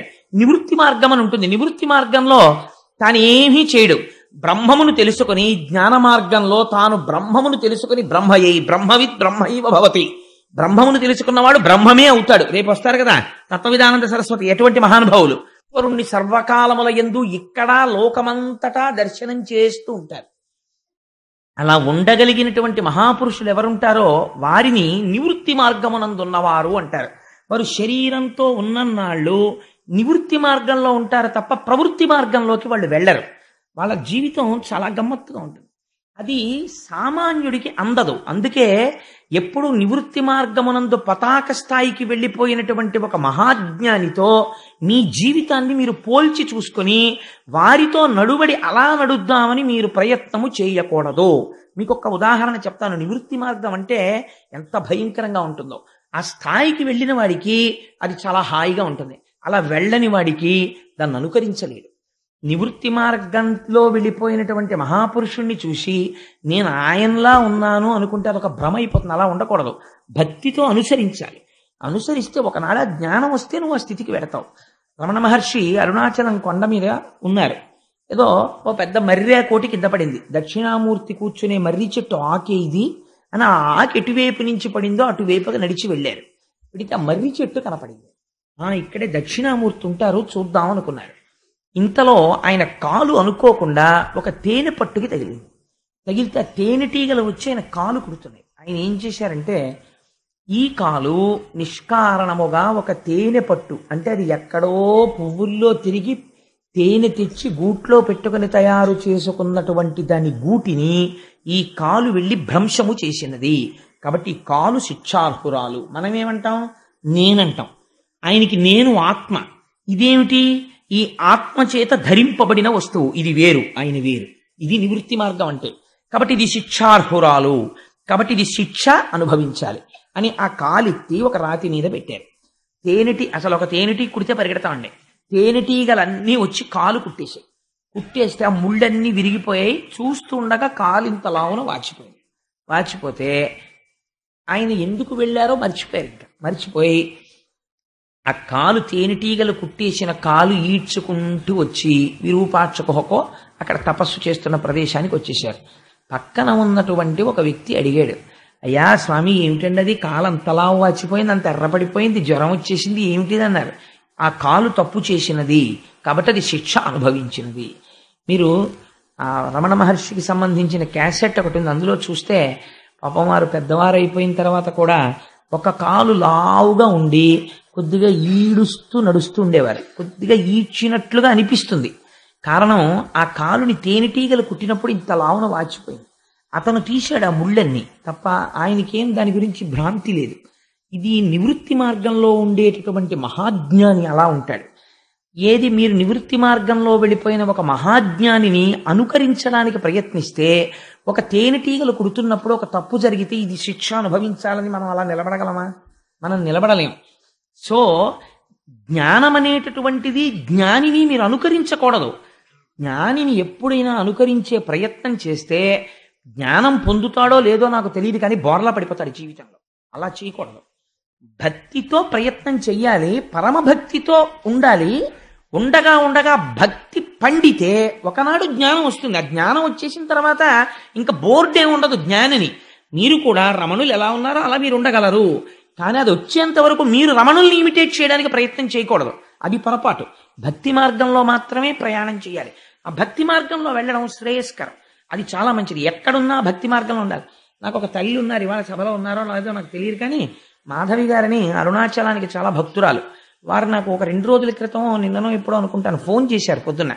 ఆ తల్లి అన్నారు నాతోటి, కోటేశ్వరరావు గారు, మేము 15 మంది ఉపన్యాసానికి వస్తున్నాం, వచ్చేటప్పుడు మేము ఏం చేస్తున్నామంటే ఇంటి దగ్గర బయలుదేరుతూ రమణాశ్రమం దగ్గర మేము గిరి ప్రదక్షిణానికి బయలుదేరుతున్నాం అని నమస్కారం చేసుకుని గబగబ గబగబ నడుచుకుంటూ ఇక్కడికి వచ్చేస్తున్నాం. ఇది ఆది అన్నామలై దేవాలయం అనుకుని ఇక్కడ కూర్చుని ప్రసంగం వినేసి మళ్ళీ మేము ఆది అన్నామలై నుంచి తిరిగి ఉత్తరార్ధ భాగం పూర్తి చేసుకుని అరుణాచలం కొండ గిరి ప్రదక్షిణం పూర్తి చేసుకుంటున్నాం అనుకుని మళ్ళీ లేచి నడుచుకుంటూ ఇంటికి వెళ్ళిపోతున్నాం. ఇంటికి వెళ్ళిపోయి అమ్మయ్య గిరి ప్రదక్షిణం అయిపోయిందని ఒక్కసారి అరుణాచలం కొండ తలుచుకుని నమస్కారం చేసుకుని కాటేజ్లోకి వెళ్ళిపోతున్నాం, రమణాశ్రమంలోకి వెళ్ళిపోతున్నాం, ఇంట్లోకి వెళ్ళిపోతున్నాం. భావన మాత్రం చేత ఏమైంది? మీరు గిరి ప్రదక్షిణం చేస్తున్నారు. ఇప్పుడు ఈ భక్తి ఒకనాడు మీకు అనుగ్రహాన్ని కల్పిస్తుంది. ఈ భక్తి మిమ్మల్ని ఒక స్థితికి తీసుకెళ్తుంది. అంతేగాని రమణుల్ని ఇమిటేట్ చేయకూడదు. ఆవిడ ఎంచుకున్న మార్గం గొప్పది. నేను వెంటనే ఫోన్ పెట్టేసి నా భార్యతో చెప్తే చాలా సంతోషపడింది. నిజంగా చాలా గొప్ప విషయం కదండి. చాలా మంచి ఆలోచన వచ్చింది ఆవిడకి. చాలా అంత మంచి ఆలోచన ఎలా వచ్చిందండి? నిజమే, అలా అనుకుని అటువంటి భావనతో వెళ్ళడం. ఆవిడ ప్రతిరోజు గిరి ప్రదక్షిణం చేసేస్తున్నారు, భాగవతం వినేస్తున్నారు, ఎంత పుణ్యం మూట కట్టేస్తున్నారు. చాలా గొప్ప విషయం ఇది. మనస్సు చేత ఎదగడం అంటే అది. సో నేను ఏదో ఒక వ్యక్తిని పొగడాలని కాదు, అసలు ఆవిడ ఈ సభలో ఉన్నారో లేరో కూడా నాకు తెలియదు. నేను ఒక మంచి విషయాన్ని ప్రతిపాదన చెయ్యాలి కాబట్టి చేశానంతే. అందుచేత లుప్త క్రియాకలాపుండు. ఇప్పుడు మీరు చెప్పండి, ఒక జ్ఞానికి మనకున్నట్టుగా కర్మలు ఉంటాయా? ఉండవు. కాబట్టి ఇప్పుడు ఏమైంది? లుప్త క్రియాకలాపుండు అన్నది దక్షుడు నిందించడానికి ఉపయోగించాడు, కానీ అది ఏమైంది? శివుడి పట్ల స్తోత్రం అయిపోయింది. అనయము లుప్త క్రియాకలాపుండు మానహీనుండు. మానహీనుడంటే ఎవరు? శరీరము మీద భ్రాంతి ఉందనుకోండి, ఇది నా శరీరం అనిపిస్తే దీనికి మంచి ప్యాంట్ వేద్దాం, దీనికి మంచి చొక్కా తొడుగుదాం, మంచి పౌడర్ రాసుకుందాం, అలా ఉందాం, ఇలా ఉందాం, ఇలా టై కట్టుకుందాం, ఇలా కోట్ వేసుకుందాం, అన్ని కోరికలు వస్తాయి. ఏమిట్రా దిక్కుమాలిన శరీరం, ఇది నేనా? ఇది పడవా? ఇందులో ప్రయాణించి ఈశ్వరుడి పాదాలు చేరుకోవడానికి ఇది ఉపయోగపడుతుంది.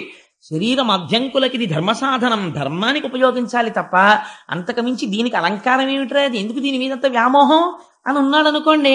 ఆయనకి మానహీనుడు ఏమిటండి? ఆయన ఇప్పుడు అలా ఉంటారు, తలకాయ దూకోరు సరిగ్గాను, లేకపోతే ఎప్పుడు బోడిగుండు, లేకపోతే ఎప్పుడు అలా తిరుగుతుంటాడు, ఆయన పంచి చిరిగిపోయి ఉంటుంది, ఆయన చొక్కా చిరిగిపోయి ఉంటుంది, బయట వాడికి అలా కనిపిస్తుంది. కానీ ఆయన మానహీనుడు కాడు, ఆయనకి దేహభావన లేదు. కాబట్టి ఇప్పుడు మానహీనుడు అన్న దక్షుడు వాడిన మాట ఈశ్వరుడి పట్ల స్తోత్రమైంది. మానహీనుండు. రమణులు తపస్సు చేసిన తర్వాత కొంతకాలం బట్ట కట్టుకునేవారు కాదు, దిగంబరులై తిరుగుతుండేవారు. ఎవరో ఒకరు అడిగారు, భగవన్ మీకు దేహభావన లేదు, కానీ లోకం అని ఒకటి ఉంది కదా, ఇంకా అది ఎదగలేదు కదా, అందుకని మీరు కనీసం ఒక గోచీ పెట్టుకుంటే బాగుంటుంది. ఆల్ రైట్, లోకం, నేను ఒక గోచీ పెట్టుకుంటే లోకానికి బాగుంటే అది పెట్టుకోవడం వల్ల చిన్న నష్టం ఏమిటి? అలాగే పెట్టుకుంటాను, గోచీ పెట్టుకునేవారు. మానహీనుండు. ఒక జ్ఞాని స్థితి ఎలా ఉంటుందో చూడండి. వాళ్ళకి దాని మీద కూడా మమకారం ఉండదండి. ఆ గోచీ నిండా కన్నాలు ఉండేవి. ఉంటే కోటీశ్వరులు, హైకోర్టు జడ్జీలు ఆయన ఆశ్రమం చుట్టూ తిరిగేవారు. కోరుకుంటే ఇంత గోచి ఇచ్చేవాళ్ళు ఉండరండి. ఆయన గిరి ప్రదక్షిణం చేస్తూ రక్కసిముళ్ళ పొదల్లోకి వెళ్ళి 2 ముళ్ళు విరిచి, ఒక ముళ్ళుకి ఒక ముళ్ళుతో కన్నం పెట్టి ఉన్న గోచి తీసేసి అందులోంచో దారం లాగి ఈ ముళ్ళుకి ఎక్కించుకొని ఆ గోచీకున్న కన్నం కుట్టేసుకుని మళ్ళీ గోచి పెట్టుకుని వచ్చేసేవారు. కన్నాల గోచి అని 10 మంది బాధపడకుండా, అయితే ఆయనకు అది అక్కర్లేదు. ఇప్పుడు ఆయన్ని మానహీనుడు అంటారా, ఆత్మస్థితిగతుడు అంటారా? అంతే వాళ్ళ స్థితి. మహానుభావులు ఆత్మస్థితిగతులైనటువంటి వారు అలా ఉంటారు. మానహీనుండు అంటున్నాడు. ఇప్పుడు అది నింద అయిందా స్తోత్రమైందా? శంకరుడికి స్తోత్రమైంది. మర్యాద లేనివాడు. మర్యాద అన్నది ఎప్పుడు ఇస్తారు? నిన్నటి రోజున మీరు విన్నారు, పరీక్షిత్ వచ్చాడు, మహానుభావుడైన తపస్సు చేసుకుంటున్నాడు శమీక మహర్షి. ఎప్పుడు మర్యాద ఇస్తారు? ఎవరో వచ్చారు, తలుపు కొట్టారు, లోపలికి వచ్చారు, ఇది పైకి భావన ఉంటే మీరు అవతల వారికి మర్యాద ఇస్తారు. అసలు ఇంద్రియములేవీ పని చేయకుండా అంతటా ఒక్క బ్రహ్మమే కనపడుతున్న వాడికి రెండో వస్తువు ఎక్కడి నుంచి కనపడుతుంది? ఇంకోళ్ళు వచ్చారని చెప్పడానికి. ఉన్నదొక్క బ్రహ్మమా, బ్రహ్మమునందు రమించిపోతున్నాడు ఆయన. ఇప్పుడు ఆయనకి మర్యాద లేనివాడు అని మీరు ఎలా అంటారంటే బ్రహ్మమునందు రమిస్తున్నవాడు. కాబట్టి ఇప్పుడు ఆయనకి మర్యాద అన్న మాట వర్తించదు. కాబట్టి స్తోత్రం అయింది. కాబట్టి అనయము లుప్త క్రియాకలాపుండు మానహీనుండు మర్యాద లేనివాడు మత్త ప్రచారుండు. ఎప్పుడు ఉగ్రంగా తిరుగుతుంటాడు. ఇదొక విచిత్రమైన విషయం అండి. చాలా ఆశ్చర్యంగా ఉంటుంది బ్రహ్మజ్ఞానుల యొక్క స్థితి. కావ్యకంఠ గణపతి మునిని అరుణాచలంలో తిరుగుతుండేవారు. పరమశివుడికి గురించి చెప్పేటప్పుడు అరుణాచలాన్ని అనుసంధానం చేస్తే ఆ నామము విన్నంత మాత్రము చేత పాపములు పటాపంచలవుతాయి. అందుకని అరుణాచలాన్ని ఎక్కువ కలుపుతున్నాను ఇవాళ. కావ్యకంఠ గణపతి ముని కంచిలో ఉండేవారు. అమ్మవారి దర్శనం అయింది ఆయనకి. కంచి కామాక్షీదేవి ప్రత్యక్షమై నువ్వు నా దర్శనము నీవు పొందడం వల్ల నువ్వు సమస్త శక్తులు నీ స్వాధీనమయ్యాయి. కానీ నువ్వు ఇక్కడ ఉండకు, అరుణాచలం వెళ్ళిపో, పిచ్చివాడు తిరిగినట్టు తిరుగుతూ ఉండు అంది.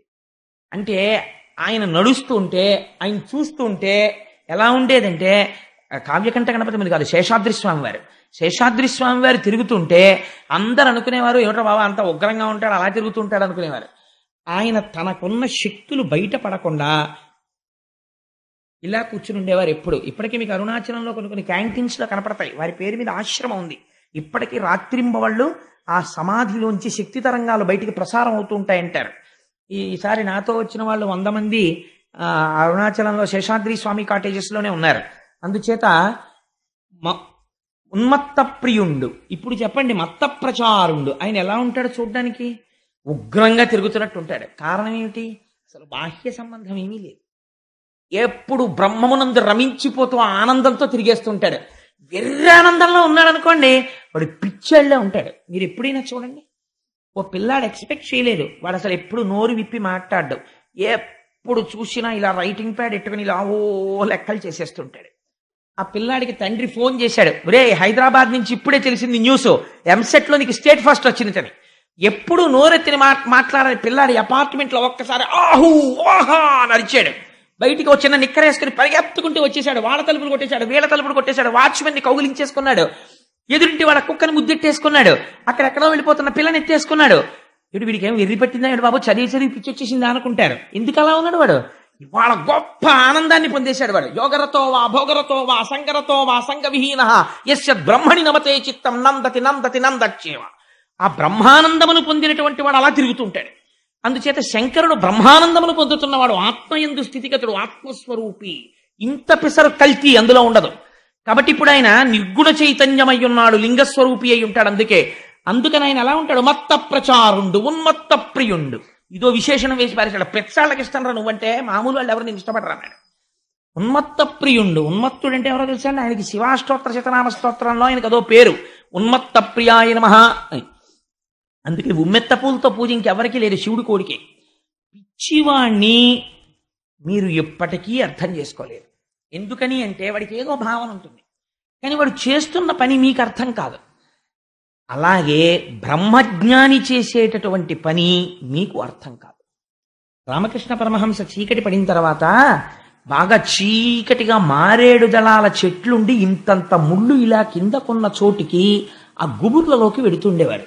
ఒకసారి వాళ్ళ మేనల్లుడికి అనుమానం వచ్చింది, ఎక్కడికి వెడుతుంటాడో చూద్దాం అసలని చీకట్లో రామకృష్ణ పరమహంస వెంట వెడుతుంటే రామకృష్ణ పరమహంస జంజం తీసేసి ముళ్ళుకి పెట్టేసి ఉన్న గోచి విప్పేసి అవతల పారేసి ఆ ముళ్ళల్లోకి వెళ్ళిపోతుంటే ఇంతంత మారేడు దళాల చెట్ల ముళ్ళు వీపు గీరేస్తున్నాయి. రక్తం ఓడిపోతూ వెళ్ళిపోయి చెట్టు కింద కూర్చుని తపస్సు చేసుకుంటున్నారు. వాళ్ళు అటువంటి నిశ్శబ్దాన్ని కోరుకుని బ్రహ్మమును అనుభవిస్తారు, ఆ ఆనందాన్ని అక్కడ అనుభవిస్తారు వాళ్ళు.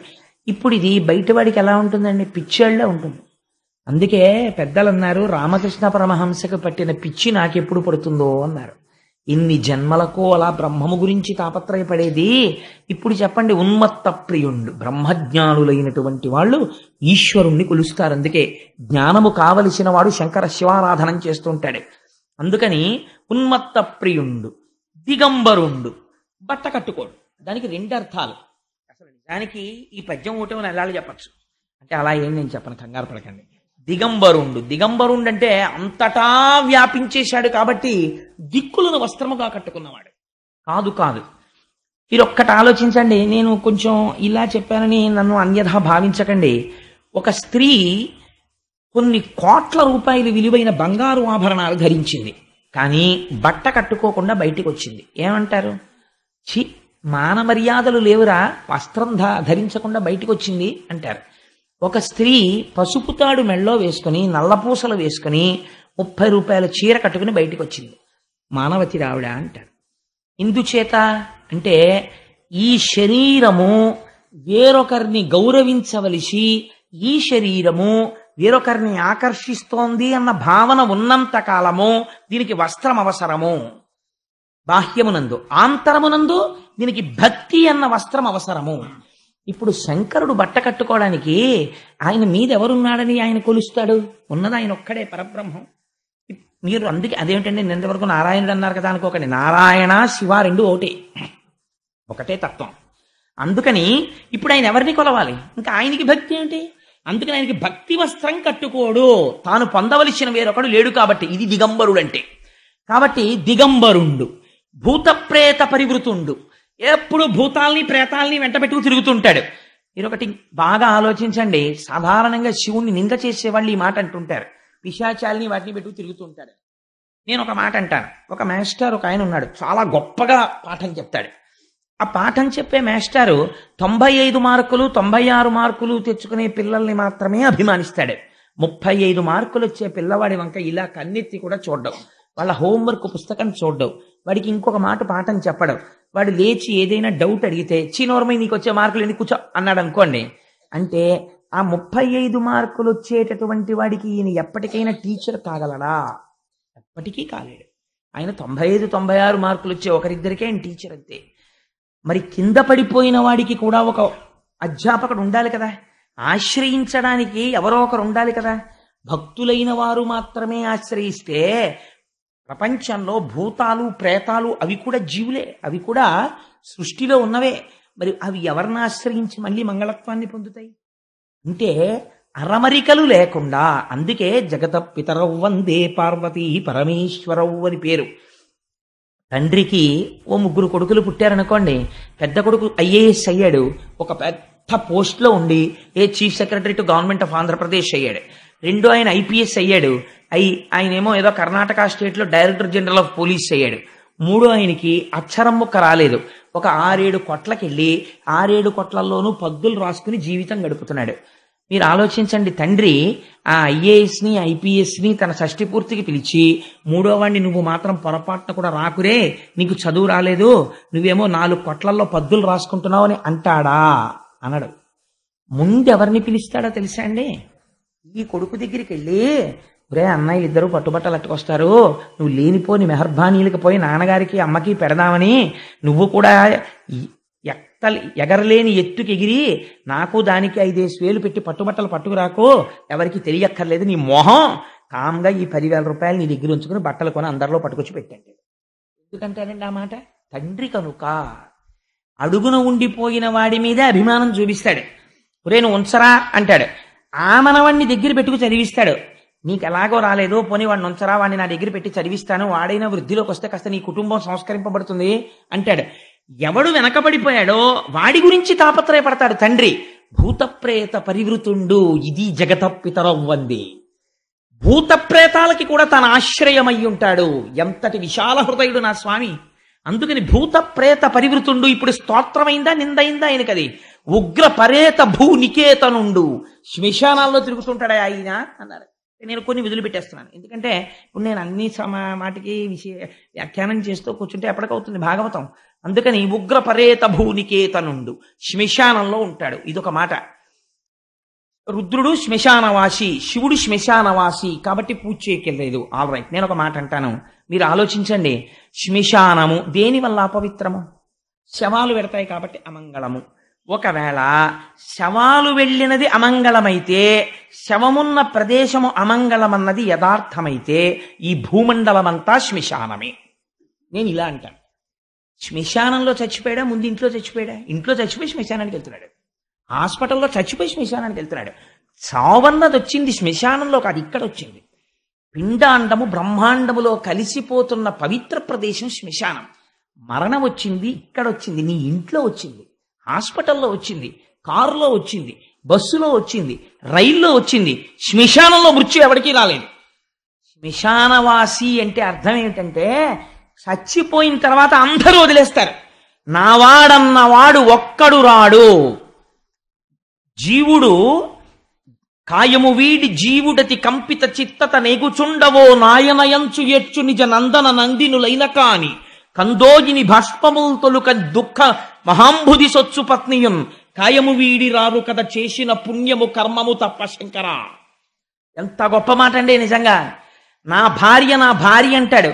దుఃఖ మహాంబుధి సొచ్చు పత్నియున్, ఆయన ఆఖరి ఊపిరి అయిపోతుంటే, ఎగ ఊపిరి వచ్చేస్తుంటే గుండెలు బాదుకుంటూ ఏడుస్తూ నిలబడిపోతుంది అంతే ఆవిడ. ఏం చేయగలదు అంతకన్నా? కొడుకు ఎక్కడి వరకు వస్తాడు? శ్మశానం వరకు వచ్చి అంచేష్టి చేసేస్తాడు. వాడు తిరిగి వెళ్ళిపోతాడు. 11వ రోజున బట్టలు పెట్టుకొచ్చి బావమరిది పెట్టేస్తాడు. అప్పుడు ఇంకా తోడొచ్చేవాడు ఎవడన్నా ఉంటే, నీకేం భయం లేదు నాన్న, ఇంత పుణ్యం చేశావే, జీవితంలో ఒక్కసారి శివా అన్నావు, అలా అన్నందుకు ఇది విడిచిపెట్టి వెళ్ళిపోయేటప్పుడు నీకు తోడుగా నేనున్నాను అని చెప్పడానికి నేనున్నానని అక్కడ తానున్నాడు. రోజు మీరున్న ఊళ్ళో కనపడ్డ వాళ్ళు మీకు గొప్ప కాదండి. మీరు ఒక రైల్వే స్టేషన్లో భయంకరమైనటువంటి ప్రమాదం జరిగి ఏమీ తెలియని చోట మీరు రైళ్లు దిగిపోయి ఒంటి నిండా దెబ్బలతో పడిపోయి ఉన్నటువంటి స్థితిలో, మీ భార్య లేదు, బిడ్డలు లేరు, సెల్ ఫోన్ ఎక్కడో పడిపోయింది, ఎక్కడ చూసినా ఆర్తనాదాలు, ఏడుపులు తప్ప ఇంకొకటి లేని స్థితిలో, అప్పుడు గబాలన ఏమండి మీరా అని ఎవరో వచ్చి పలకరించి, మీరు నాకు బాగా తెలుసండి, బెంగ పెట్టుకోకండి, నా దగ్గర రొట్టె ఉంది, నాకు దెబ్బలు తగలలేదు అని మీకు దెబ్బలు తుడిచి కట్టుకట్టి మీకు రొట్టె పెట్టిన వాడు మీకు ఎంత ఆత్మబంధువుగా కనపడతాడు. ఎవ్వరూ రాక అందరూ వదిలేసిన చోట నా స్వామి అండగా ఉండి చెయ్యి పట్టుకుంటున్నాడు. ఇది బంధుత్వమా, రక్షకత్వమా, ద్రోహబుద్ధ? ఆయనకి అమంగళత్వం అంటగడతావా? ఎంత సాహసం నీకు! అలాగైతే మంగళత్వము అమంగళత్వము ప్రపంచం అంతా ఉంది. ప్రపంచంలో జీవులు చచ్చిపోని ప్రదేశం ఒకటి నాకు చూపించండి, అప్పుడు దేశమంతా శ్మశానమే. కాబట్టి మొత్తం భూమండలం అంతా అమంగళం అయి ఉండాలి. లేదా అది అమంగళం కాకపోతే ఇదంతా అమంగళం కాకుండా ఉండాలి. ఏదో ఒక మాట ఉంటుంది అంతే తప్ప, అది అమంగళం ఇది సుమంగళం అని నువ్వు అనకు. ఇది ఎలా మంగళం అవుతుంది? అంతా అమంగళమే అలాంటప్పుడు. ఎందుకంటే అన్ని చోట్ల చచ్చిపోతున్నారు కాబట్టి ఇప్పుడు ఏమైంది? ఉగ్ర పరేత భూనికేతనుండు, ఆయనంత ఔదార్యం ఉన్నవాడు, ఆయనంత రక్షకుడు ఎక్కడున్నాడు? ఇది తండ్రితనం అంటే. తండ్రి ఎప్పుడొస్తాడండి? ఎవ్వరూ రానటువంటి స్థితిలో కష్టంలో పడిపోయి ఉంటే వచ్చేవాడు ఎవరో తెలుసా అండి? తండ్రి ఒక్కడే. మీరు ఎప్పుడైనా పేపర్లో చదవండి, 100 హత్యలో ఎక్కడో చేసి మోస్ట్ వాంటెడ్ లిస్ట్ లో ఉండి ఆఖరికి ఆ వ్యక్తి దొరికి జైలుకు పట్టుకెళ్ళిపోతుంటే అందరూ వీడు దొంగ దొంగ దొంగ అంటుంటే, అప్పుడు కూడా వాళ్ళు కన్న కొడుకుతనాన్ని చూసి ఏడిచేటటువంటిది, ఉరి తీసేస్తే ఆ శవం కోసం ఆ జైలు బయటకు వచ్చి కూర్చుని ఏడిచేది తల్లిదండ్రులే. నా స్వామి రుద్రభూమిలో ఉంటాడంటే అది కారణం. అయ్యయ్యో ఇంత శరీరం ఇచ్చాను రా, ఏమీ చేయలేకపోయాడు, ఓన్లే నేనున్నానన్నా బెంగెట్టుకోకోసారి కనపడదామని అక్కడ ఉంటాడు ఆయన. ఎంత మంగళప్రదుడండి ఆయన. ఉగ్ర పరేత భూనికేతనుండు వితత స్రస్త కేశుండు. జుత్తు విరబోసుకుని ఉంటాడని తిట్టాడు, కానీ అందులో ఒక గొప్ప శబ్దం ఉంది. కపర్దీ అని ఆయనకి పేరు. ఆయన పెద్ద జటాజూటంతో ఉంటాడు కాబట్టి గంగని పెట్టాడు. లేకపోతే గంగ ఎక్కడి నుంచి వస్తుంది? సగరపుత్రులు ఎలా తరిస్తారు? అటువంటి వాడు, ఆ వ్యోమకేశుడైనటువంటి వాడు ఎవరున్నాడో మీకు ఒక మాట చెప్పనండి. తీర్థయాత్ర చేసేటప్పుడు తీర్థయాత్ర ఫలితములు మీకు రావు. ఎందుకో చెప్పనా? మీరు ఒక నదీ స్నానానికి వెడతారు, నేను స్నానం చేశాను అనుకుంటారు, మీకు ఆ ఫలితం ఇవ్వరు. ఎందుకు ఇవ్వరంటే నదీ స్నానం చేసేటప్పుడు నియమం ఉంది. ఒక మంత్రం చెప్తూ గట్టునున్న ఇసుక తీసి నదిలోకి విసిరి స్నానం చేయాలి. మనందరం కాకి స్నానం చేస్తాం, సంకల్పం లేని స్నానం చేస్తాం. కాబట్టి ఇలా మీరు స్నానం చేసి ఒడ్డుకు రాగానే ఫలిత అన్న అక్కడ ఒక కృత్య తిరుగుతుంటుంది. బ్రహ్మగారు సృష్టించిన కృత్య కళ్ళకి కనపడదు, అది తింటుంది, ఆ పుణ్యాన్ని తిని బతుకుతూ ఉంటుంది. దానికి అదే పని, నదిలో ఒడ్లని తిరుగుతూ ఉంటుంది. అది పుణ్యం రాకుండా మీ పుణ్యాన్ని తినేసేటటువంటి కృత్య మీరు నదులలో స్నానం చేసినప్పుడు మీకు ఆ శ్లోకాలు తెలియవు, మీకు ఆ మంత్రాలు తెలియవు. తెలియకపోయినా మీరు ఒక క్షేత్రాన్ని దర్శనం చేసి విడిచిపెట్టేసే ముందు కపర్ది అన్నారనుకోండి, శంకరుడి జటాజూటం తలుచుకుని నమస్కారం చేస్తే మీరు వెళ్ళినటువంటి ఆ క్షేత్ర ఫలితమును కృత్యం ముట్టుకోలేదు, మీ పుణ్యం మీకే ఉంచుతాడు. ఇప్పుడు ఇది పవిత్రమా అపవిత్రమా? ఆయన జుట్టు ఇంతటి పవిత్రత కలిగినటువంటి జటాజూటం. కాబట్టి వితతస్రస్తకేశుండు అని ఇన్ని మాటలని ఆ కర్ణం ఒక మాట అన్నాడు, అశివుడు. అసలు శివుడు ఏమిటి అయినా అశివుడు అన్నాడు. మంగళప్రదుడు కానివాడిలా పైకి కనపడతాడు, కానీ ఆయన చేసేవన్నీ మంగళాలే. పైకి అమంగళంగా కనపడతాడు, కానీ అన్ని మంగళప్రదమైన పనులే చేస్తాడు. అశివుడైన ఇతనికి శివుడను ప్రమాదమెట్లు కలిగే అని ఇన్ని మాటలంటే నిజంగా మంగళం చేసేవాడే కాబట్టే, అంత మహాజ్ఞాని కాబట్టి ఇన్ని అన్న తర్వాత తిరగబడిపోయాడు అనుకోండి శివుడు కూడా. అప్పుడు ఇంకా మీకు శివుడిని పట్ల నింద స్తోత్రం ఎలా అవుతుంది? అందుకే ఆయన ఏమీ అనలేదు, అలా నవ్వుతూ కూర్చున్నాడు అంతే. దూషణ భూషణ రెండు ఒక్కలాగే ఉంటాయి వాళ్ళకి. అలా ఉండగలగడం చాలా గొప్ప విషయం అండి. దీనుల ఎడల దీనులు ఒక ఎక్స్ట్రీమ్, తనని ద్వేషించి మాట్లాడేటటువంటి వారి పట్ల, ఇద్దరి పట్ల, పూజనీయత పట్ల, దీనుల పట్ల ఏకకాలమునందు సమానంగా ఉండగలిగినటువంటి లక్షణము కేవలము బ్రహ్మమునకుంటుంది, బ్రహ్మమును అనుభవించిన వాడికి ఉంటుంది. ఇదో చిత్రమైనటువంటి విషయం. ఎందుకంటే ఎప్పుడో రమణాశ్రమంలో రమణులకు ఏదో ఉత్సవం చేసినప్పుడు ఇప్పుడు పెద్ద పెద్ద వాళ్ళందరూ వచ్చి ముందు భోజనం చేస్తారని అనౌన్స్ చేశాడు ఆశ్రమం సెక్రటరీ గారు. అదేంటి బైరాగులు వాళ్ళు బయట కూర్చున్నారు భోజనానికి, బైరాగులకి తర్వాత పెడతారు, ముందు పెద్దవాళ్ళందరూ భోజనం చేస్తారన్నారు. హైకోర్టు జడ్జీలకి పెద్ద పెద్ద వాళ్ళకి పంక్తి వేశారు. వాళ్ళతో పాటు మొదటి వరుసలో రమణ మహర్షిని కూర్చోబెట్టాలని రమణు లేరని వెతుకుతుంటే గేటు బయట బైరాగుల్లో ఈయన వెళ్ళి కూర్చునుంటే సెక్రటరీ గారికి ఎవరో చెప్పారు అక్కడ కూర్చున్నారండి ఆయనని. పరిగెత్తుకుంటూ వెళ్ళి దేవుడు భగవాన్ ఇక్కడ కూర్చున్నారన్నారు. బైరాగులకు తర్వాత అన్నారు కదా, అందుకని నేను ఇక్కడ కూర్చున్నానన్నారు. ఎంత ఆశ్చర్యం చూడండి. రేపు వస్తారే తత్వవిధానంద సరస్వతి మహారాజ్, ఆయన్ని నేను అపర సుఖ బ్రహ్మ అని ఎందుకన్నానో తెలుసా అండి? అనవసరంగా నేను ఎవరిని పొగడను. తెగడకుండా ఉండేటటువంటి అదృష్టం నా నోటికి ఈశ్వరుడిచ్చి నన్ను ధన్యుణ్ణి చెయ్యాలి. ఎందుకన్నానంటే, మీరు తత్వవిధానంద సరస్వతి మహారాజుని భిక్షకి పిలిచి, అయ్యా నాకేం లేదండి సైకిల్ మీద వచ్చానంటే, అయ్యా దానికే ఉందండి రండి సైకిల్ ఎక్కేద్దాం, సైకిల్ ఎక్కి వచ్చేస్తారు. వచ్చేసి మీ ఇంటికి వచ్చి మీరు ఏ కు అన్న మాట కూడా రానివ్వరు. అసలు ఆయనకి కులము అన్న మాటే లేదు. ఎవరెవరివ్వండి, ఆయన భిక్ష పెట్టినప్పుడు ఈశ్వరుడు పెట్టాడు అంతే. అందరితో కలిసి అందరూ చూస్తుండగానే భిక్ష స్వీకరిస్తారు. నిన్నటి రోజున మీరు చూశారు కదమ్మా మా ఇంట్లో. తప్పించి ఆయనకి చాటు మాటు గోప్యం అలాంటివి ఏమి ఉండవు. అందరితో పాటు తింటారు. బ్రహ్మం ఏం తింటుందో నేను అది తింటున్నాను, ఈశ్వరుడు తింటున్నాడు అంతే, నేను తింటలేదు. అంత ఈశ్వర భావనతో ఉంటారు. ఒకరిని పిలవలసి వస్తే అసలు సాధారణంగా పేర్లు కూడా ఉపయోగం, మహాత్మా అని పిలుస్తూ ఉంటారు. ఇది బ్రహ్మమునందు రమించడం. నేనైతే యథార్థంగా ఏమనుకున్నానో తెలుసా అండి, తత్వవిధానంద సరస్వతి కాకినాడ 4 రోజులు ఇంత అమెరికా పర్యటన చేసి రావడం అన్నది కేవలం ఒక మిష. అసలు తత్వవిధానంద సరస్వతి మహారాజ్ ఈ ఊరు రావడం వెనకాతల కృష్ణ భగవానుని యొక్క కటాక్షం ఉంది అని అనుకుంటున్నాను. ఎందుకనంటే రేపు భీష్మ ఏకాదశి పర్వదినం నాడు తెలిసో తెలియకో నా బిడ్డలందరూ భాగవతం వింటున్నారు. భీష్మ ఏకాదశి నాడు మధ్యాహ్నం వారి దర్శనం ఇప్పించాలి, వారి అనుగ్రహ భాషను ఇప్పించాలి అనే ఈశ్వరుడు వారిని రప్పించాడు. రేపటి రోజున మనకి దర్శనం ఇస్తున్నారు. ఎవ్వరూ విడిచిపెట్టకండి. గంగా స్నానం కన్నా పవిత్రం వారి దర్శనం. తప్పకుండా అందరం కలిసి విష్ణు సహస్రనామ స్తోత్రం చేసి వారి దర్శనం చేసుకుని వారి అనుగ్రహ భాషణాన్ని విందాం. అందుకని రేపటి రోజున మనకి జరగబోతున్న దర్శనం సుఖబ్రహ్మ దర్శనమే, నాకేం అనుమానం లేదు అందులో. నేను ఎందుకు ఈ మాట చెప్పానంటే, ఉగ్ర పరేత భూ నికేతనుండు ఇన్ని మాటలు వాడి అశివుడైన ఇతనికి శివుడను ప్రమాదం ఎట్లు కలిగే. వాళ్ళకండి లోపల ఒకటి దాచుకోవడం, బయటకు ఒకటి ఉండడం ఉండదు. ఎంత గోప్యం లేకుండా, ఎంత చక్కగా అరమరికలు లేకుండా కలిసిపోయి ఉంటారు. అలా ఉండడం ఒక్క బ్రహ్మజ్ఞానికి మాత్రమే సాధ్యమవుతుంది. అటువంటి శంకరుణ్ణి పట్టుకుని ఇన్ని మాటలు అన్నాడు. ఆయన ఏం మాట్లాడలేదు, కోపం వచ్చేసి అన్నాడు, ఇన్ని మాటలన్నా నువ్వు పలకలేదు, లేవలేదు, నమస్కరించలేదు, కాబట్టి నిన్ను శపిస్తున్నాను. ఇవ్వాల్టి నుంచి జరిగేటటువంటి యజ్ఞయాగాది క్రతువుల యందు నీకు హవిర్భాగము లేకుండుగాక అని శపించాడు. ఈశ్వరుడికి హవిర్భాగం లేనప్పుడు ఇంకా యజ్ఞం ఏమిటి, యాగం ఏమిటంటే అది యజ్ఞయాగాదులు అనిపించుకుంటాయి, అవి అదో అజ్ఞానం అంతే.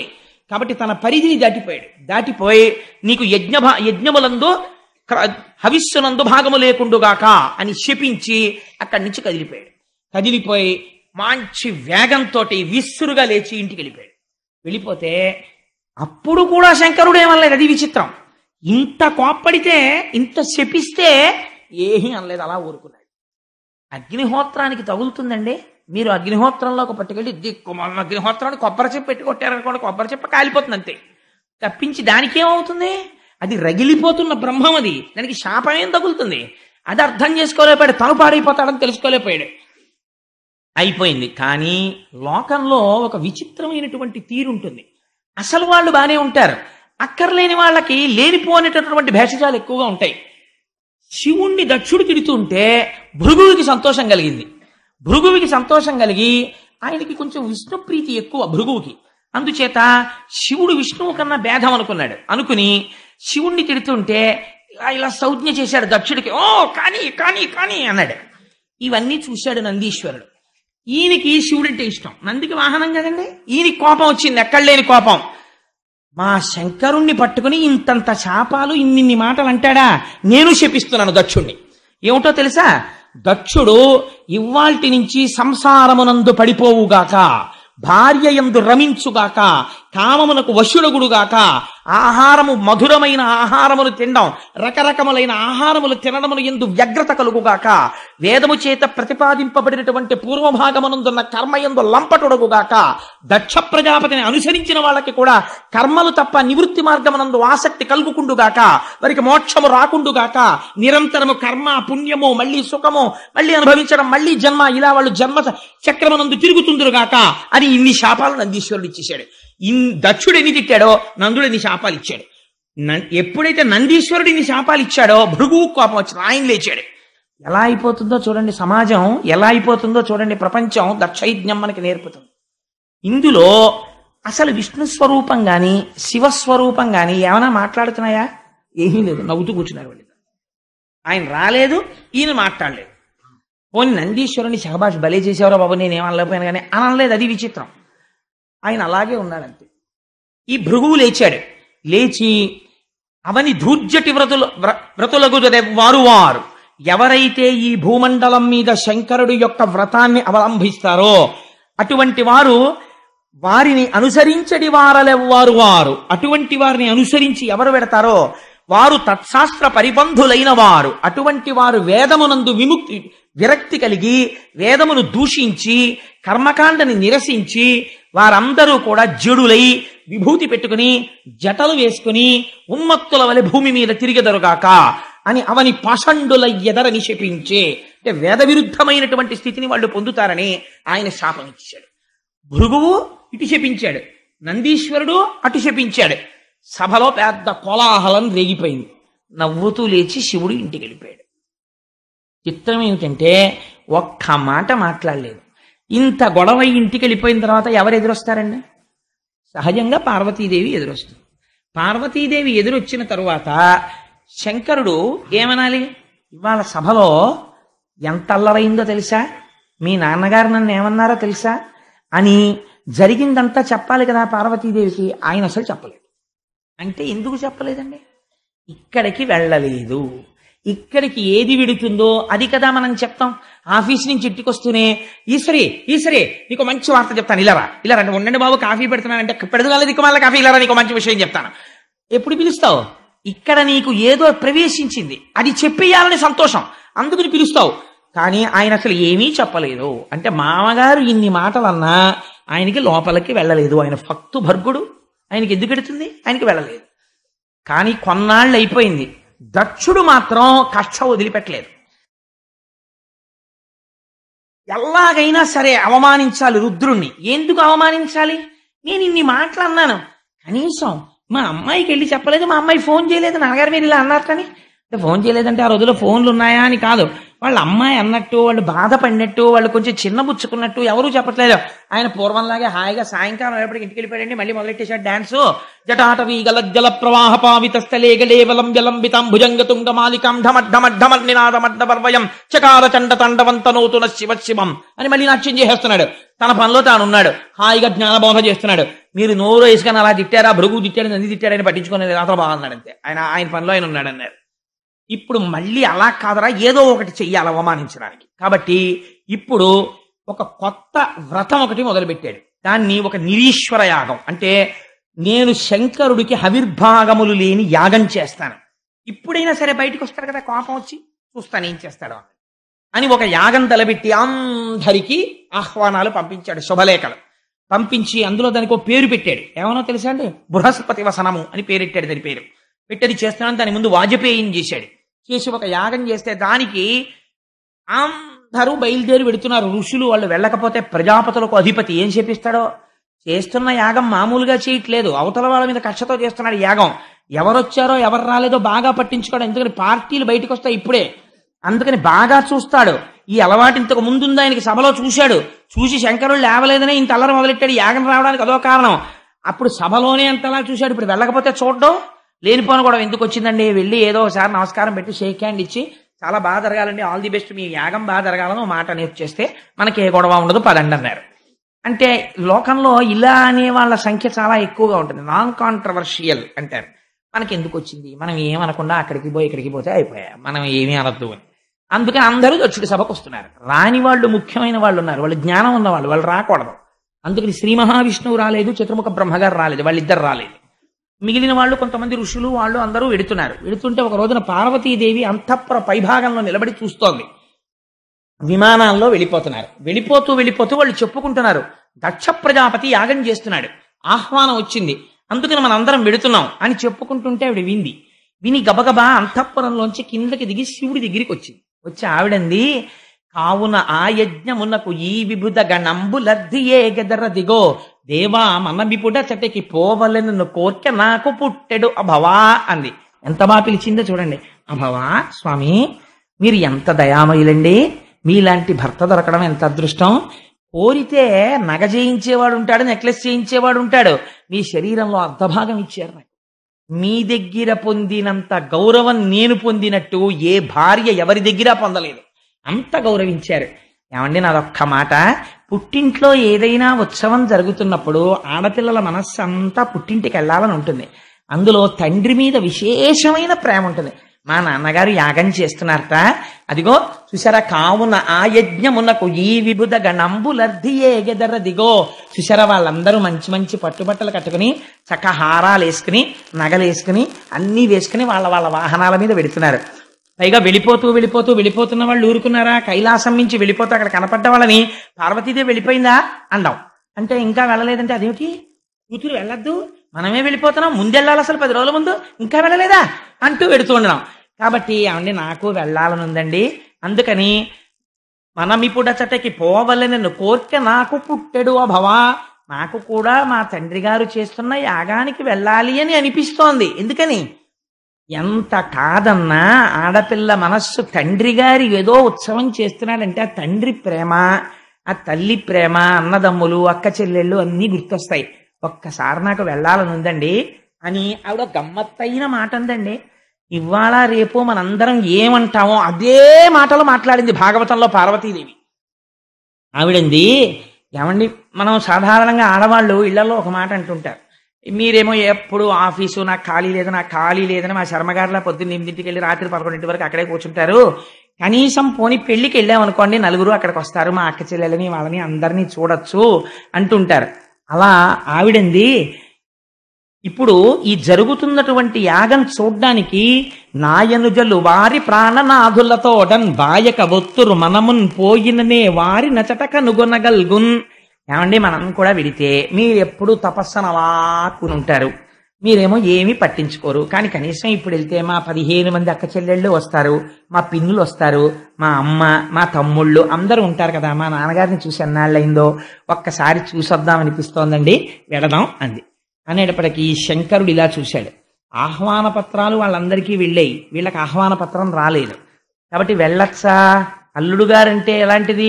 ముందు పిలవాలి, పిలుపుకు గౌరవం ఉంది. పిలుపు అనేటటువంటిది ఒక ఉత్సవం జరుగుతున్నప్పుడు ఎలా పడితే అలా పిలవడానికి వీలు, దానికి ఒక మన్నన ఉంది, ఒక మర్యాద ఉన్నది.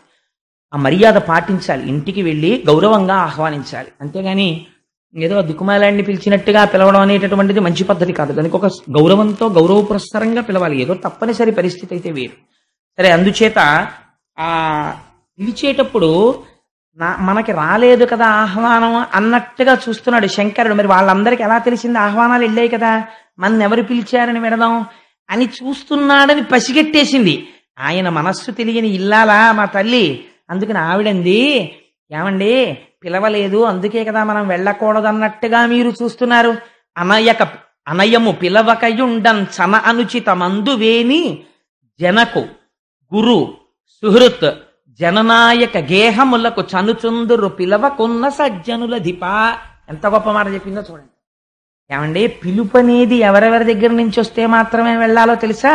మిగిలిన వాళ్ళు పిలిస్తే వెళ్ళాలి, కానీ కొంతమంది పిలవకపోయినా వెళ్ళి తీరాలి. అలా ఎవరెవరిళ్ళకి వెళ్ళాలో తెలుసా? అనయము పిలవకయుండం సమ అనుచిత మందువేని. పిలవకుండా మనం ఎలా పెడతాం పార్వతి అంటారేమో స్వామి. వెళ్ళొచ్చు. ఎక్కడెక్కడికో తెలుసా? జనక తండ్రి గారింటికి పిలవకుండానే ఆడపిల్ల వెళ్ళొచ్చు, ఎందుకంటే చతుర్థీ విభక్తి వేసి కన్యాదానం చేయడు, అందుకని వెళ్ళొచ్చు. జనక గురువు గారింటికి పిలవకపోయినా వెళ్ళవచ్చు, వెళ్ళి గురువుగారి దర్శనం చేసుకుని రావచ్చు. సుహృత్ మంచి స్నేహితుడు, మనసెరిగినటువంటి స్నేహితుడు. ఆ సుహృత్ అనిపించుకోవాలి అంటే ఆయన మన్నేం పిలవలేదు కదా మనం వెళ్ళక్కర్లేదు అనకూడదు. ఎప్పుడో అప్పుడు ఒకసారి వెళ్ళి చూసి వస్తూ ఉండాలి స్నేహితుడిని. అందుకని సుహృత్ జననాయక, రాజుగారి ఇంటికి వెళ్ళి రావచ్చు. రాజుగారు పిలవలేదు కాబట్టి మనం వెళ్ళలేదు అనకూడదు, రాజు ఇంటికి వెళ్ళాలి. సుహృత్ జననాయక గేహములకు చనుచుందురు పిలువకున్న సజ్జనుల దిప. ఎంత గొప్ప మాట జోడించిందో చూడండి. సజ్జనులైన వాళ్ళు పిలవకపోయినా పెడతారు ఇక్కడికంది. అంటే ఇప్పుడు వెళ్ళకపోతే పిలుపు లేదని నువ్వేమైపోతావు, కాబట్టి మనం వెళ్ళొచ్చు అండి. ఆవిడ తెలివి తక్కువదండి, ఆవిడ మహాతల్లి, ఆవిడ సాక్షాత్ విద్యాస్వరూపిణి. శంకరుడు తక్కువడా? ఆయన అన్నాడు, పార్వతి నువ్వు చెప్పినది యథార్థమే, పుట్టింటికి పిలుపు లేకపోయినా కూడా ఉత్సవం జరుగుతున్నప్పుడు ఆడపిల్ల వెళ్ళవచ్చు, ఆ అధికారం ఉంది.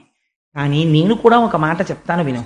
కుటిల బుద్ధులైన కుజనుల ఇండ్లకు ఆర్యులే గవారనాదరమున కొమలు ముడులు వేయిచి భూరిరోషాక్షులై చూతురది యుగా కసుదతి వినుము.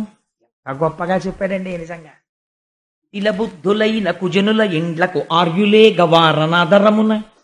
కొంతమంది పుట్టుకతో విద్య ఉంటుంది, ఐశ్వర్యం ఉంటుంది, రూపం ఉంటుంది, పాండిత్యం ఉంటుంది, అన్నీ ఉంటాయి. లేనిదేది అంటే అటువంటి వారి దగ్గర ఉండవలసినటువంటి ప్రేమ ఉండదు, ఉండవలసినటువంటి సుహృద్భావం ఉండదు. ఎప్పుడూ వైషమ్యాన్నే చూస్తుంటారు, అవతల వాణ్ణి ఎలా కించపరిచి మాట్లాడదామా అనే చూస్తారు, గుణములు చూడరు. సందర్భం వచ్చింది కాబట్టి నీకు చెప్పేస్తున్నాను పార్వతి. ఇతపూర్వం మీ తండ్రి గారు నన్ను ఒక సభలో అవమానం చేసి మాట్లాడారు, బాణముల వంటి మాటలు ప్రయోగం చేశాడు. దానికి అంతటికీ కారణం ఏమిటి? నేను లేచి నిలబడలేదు అని ఆయన అనుకున్నాడు. కానీ అసలు జరిగిన యథార్థం నేను చెప్తాను విను పార్వతి అన్నాడు. మీరు ఎప్పుడైనా పురాణంలో చూడండి, అసలు పార్వతీదేవికి చెప్పనిది శంకరుడు బయట చెప్పడు. పార్వతీదేవి అడుగుతుంది మనందరి తరపున, పార్వత్యువాచ అని పార్వతీదేవి అడుగుతుంది. అప్పుడు శంకరుడు దానికి జవాబు చెప్తాడు. శ్రీరామ రామ రామే తిరమే రామే మనోరమే. అది కూడా అలాగే వచ్చింది శివుడు చెప్తేనే. జ్ఞానం అంతా శివుడి వైపు నుంచే వస్తుంది లోకంలోకి. అందుకని ఇప్పుడు నీకు ఒక నిజం చెప్పేస్తున్నాను.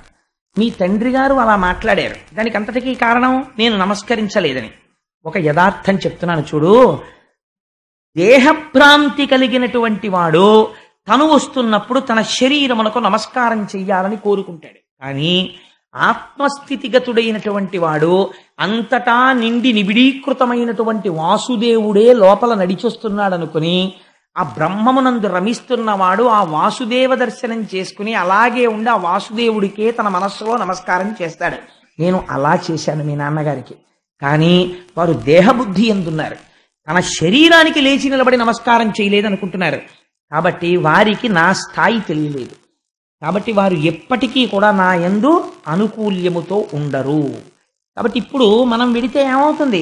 కుటిల బుద్ధులైన కుజనుల ఇండ్లకు ఆర్యులే గవారనాదరమున, ఎలాగో అలా అవమానించాలి. అందుకని ఏం చేస్తారు? బొమలు ముడులు వేయించి తలుపు తీసి అసలు పలకరించరు, అసలు మాట్లాడరు. అంతకన్నా అవమానం ఏముంటుంది? ఒక బంధువుల ఇంటికి మీరు వెడతారు, ఎంతో సంతోషంగా వెడితే అసలు మిమ్మల్ని పలకరించరు, మీతో మాట్లాడరు, ఊళ్ళో వాళ్ళని కూర్చోబెట్టి వాళ్ళతో మాట్లాడుతుంటారు. ఇప్పుడు మీ మనస్సు ఎలా ఉంటుంది? చిన్నబుచ్చుకుంటుంది. ఎట్లా అంత దూరం నుంచి వచ్చాం, కనీసం అయ్యో ఎప్పుడు బయలుదేరావు, ఎప్పుడు వచ్చావు, కాఫీ తాగేవా అని కూడా అడగలేదు. ఆఖరికి అరగంటో గంటో చూసి చూసి చూసి చూసి మీరే బాగుండదని మీరేదో మాట పలకరిస్తారు, విననట్టుగా అంతే, అవును అలాగే అలాగే అని వదిన అని మళ్ళీ ఇటువైపుకి తిరిగి ఎవరో ఊళ్ళో వాళ్ళతో మాట్లాడుతుంటారు. అప్పుడు మీ మనస్సు ఎలా ఉంటుంది? చాలా బాధగా ఉంటుంది. ఇవి శివుడు చెప్పాడండి, నా సొంతంగా చెప్పట్లేదు. ఆర్యులేగ వారనాదరమున, కోటేశ్వరరావు అబద్ధాలు చెప్పారంటే మీరు భాగవతం వెళ్ళి చూడండి కావాలంటే. లోకాన్ని వడగట్టి మాట్లాడిందండి భాగవతం. కొమలుముడులు వైచి ఇలా ముందు చూడగానే తలుపు తీయగానే సంతోషంగా రండి అనరు, ఇలా చూస్తారు. ఇలా చూసి భురిరోషాక్షులై అంటారు. భురిరోషాక్షులై కోపంతో ఇలా చూస్తారు. అక్కడికే సగం చచ్చిపోతాం. అప్పుడు ఏమవుతుందో తెలుసా పార్వతి? పైగా అదియుగా అకసుదితి ఇదియు వినుము, ఇంకా జరిగేది ఏమిటో నేను చెప్తాను విను. వాళ్ళు ఎంత దారుణమైన మాట మాట్లాడతారు, ఎంత అవమానిస్తారంటే దాని వలన రాత్రి నిద్ర పట్టదు. ఇంటికొచ్చి నీ ఇంట్లో నీ మంచం మీద నువ్వు పడుకుంటే ఆ మాటలే శూలాల్లా గుచ్చుకుంటుంటే నిద్రపోక కన్నులంబట నీరొస్తుంది. కాబట్టి బంధువైనా సరే ఆదరణ లేనివాడైనప్పుడు వాడు ఎంత గొప్పవాడైనా వాడి గడప తొక్కకుండా ఆర్యులు ఉండవచ్చు. అంతకన్నా దూరపు బంధుత్వం ఉన్న వాళ్ళ ఇంటికి వెళ్ళు, దగ్గర బంధుత్వమైన వాళ్ళ ఇంటికి వెళ్ళక్కర్లా. ఎందుకు వెళ్ళక్కర్లా? వాళ్ళకి మర్యాద తెలియదు, ప్రవర్తన తెలియదు, అందుకని వెళ్ళక్కర్లేదు నువ్వు. ఆర్యులే, ఇది భాగవతం చదువుకున్న వాడైతే అలా వెళ్ళకపోతే వాడు ఎందుకు తప్పు పట్టడానికి వీల్లేదు. వీడు మా ఇంటికి రాడు అక్కడికి వెడతాడే అని అడగడానికి వీల్లేదు. నీ ప్రవర్తన మార్చుకో, వాడు వస్తాడు నీ ఇంటికి. ఈ శంకరుడు చెప్పిన తీర్పు. అందుకని నా సొంత అన్నదమ్ముడు ఒక ఊరిలో ఉండి, అన్నదమ్ముడైతే మళ్ళీ నీతి వేరు.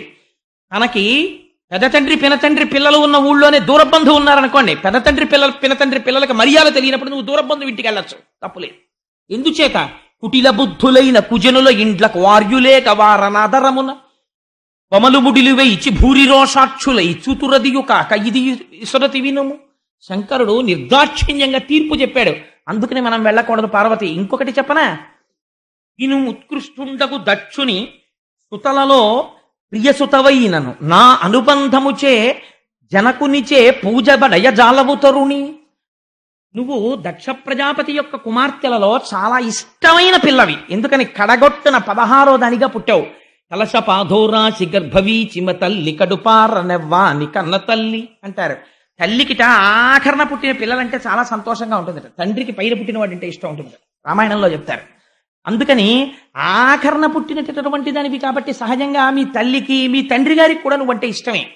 కానీ నేను చెప్తున్నాను చూడు, నీ యందు ప్రీతి ఉండవచ్చు, కానీ ఇవాళ నువ్వు దక్షుడి కూతురిగా ఆయన చూడడం, నిన్ను అవమానిస్తే నన్ను అవమానించినట్లే అని నా అనుబంధముచే నువ్వు నాకు భార్యవైన కారణం చేత జనకునిచే పూజ బడయజాలవు తరుణి, నీ తండ్రి గారు నిన్ను పూజించడు.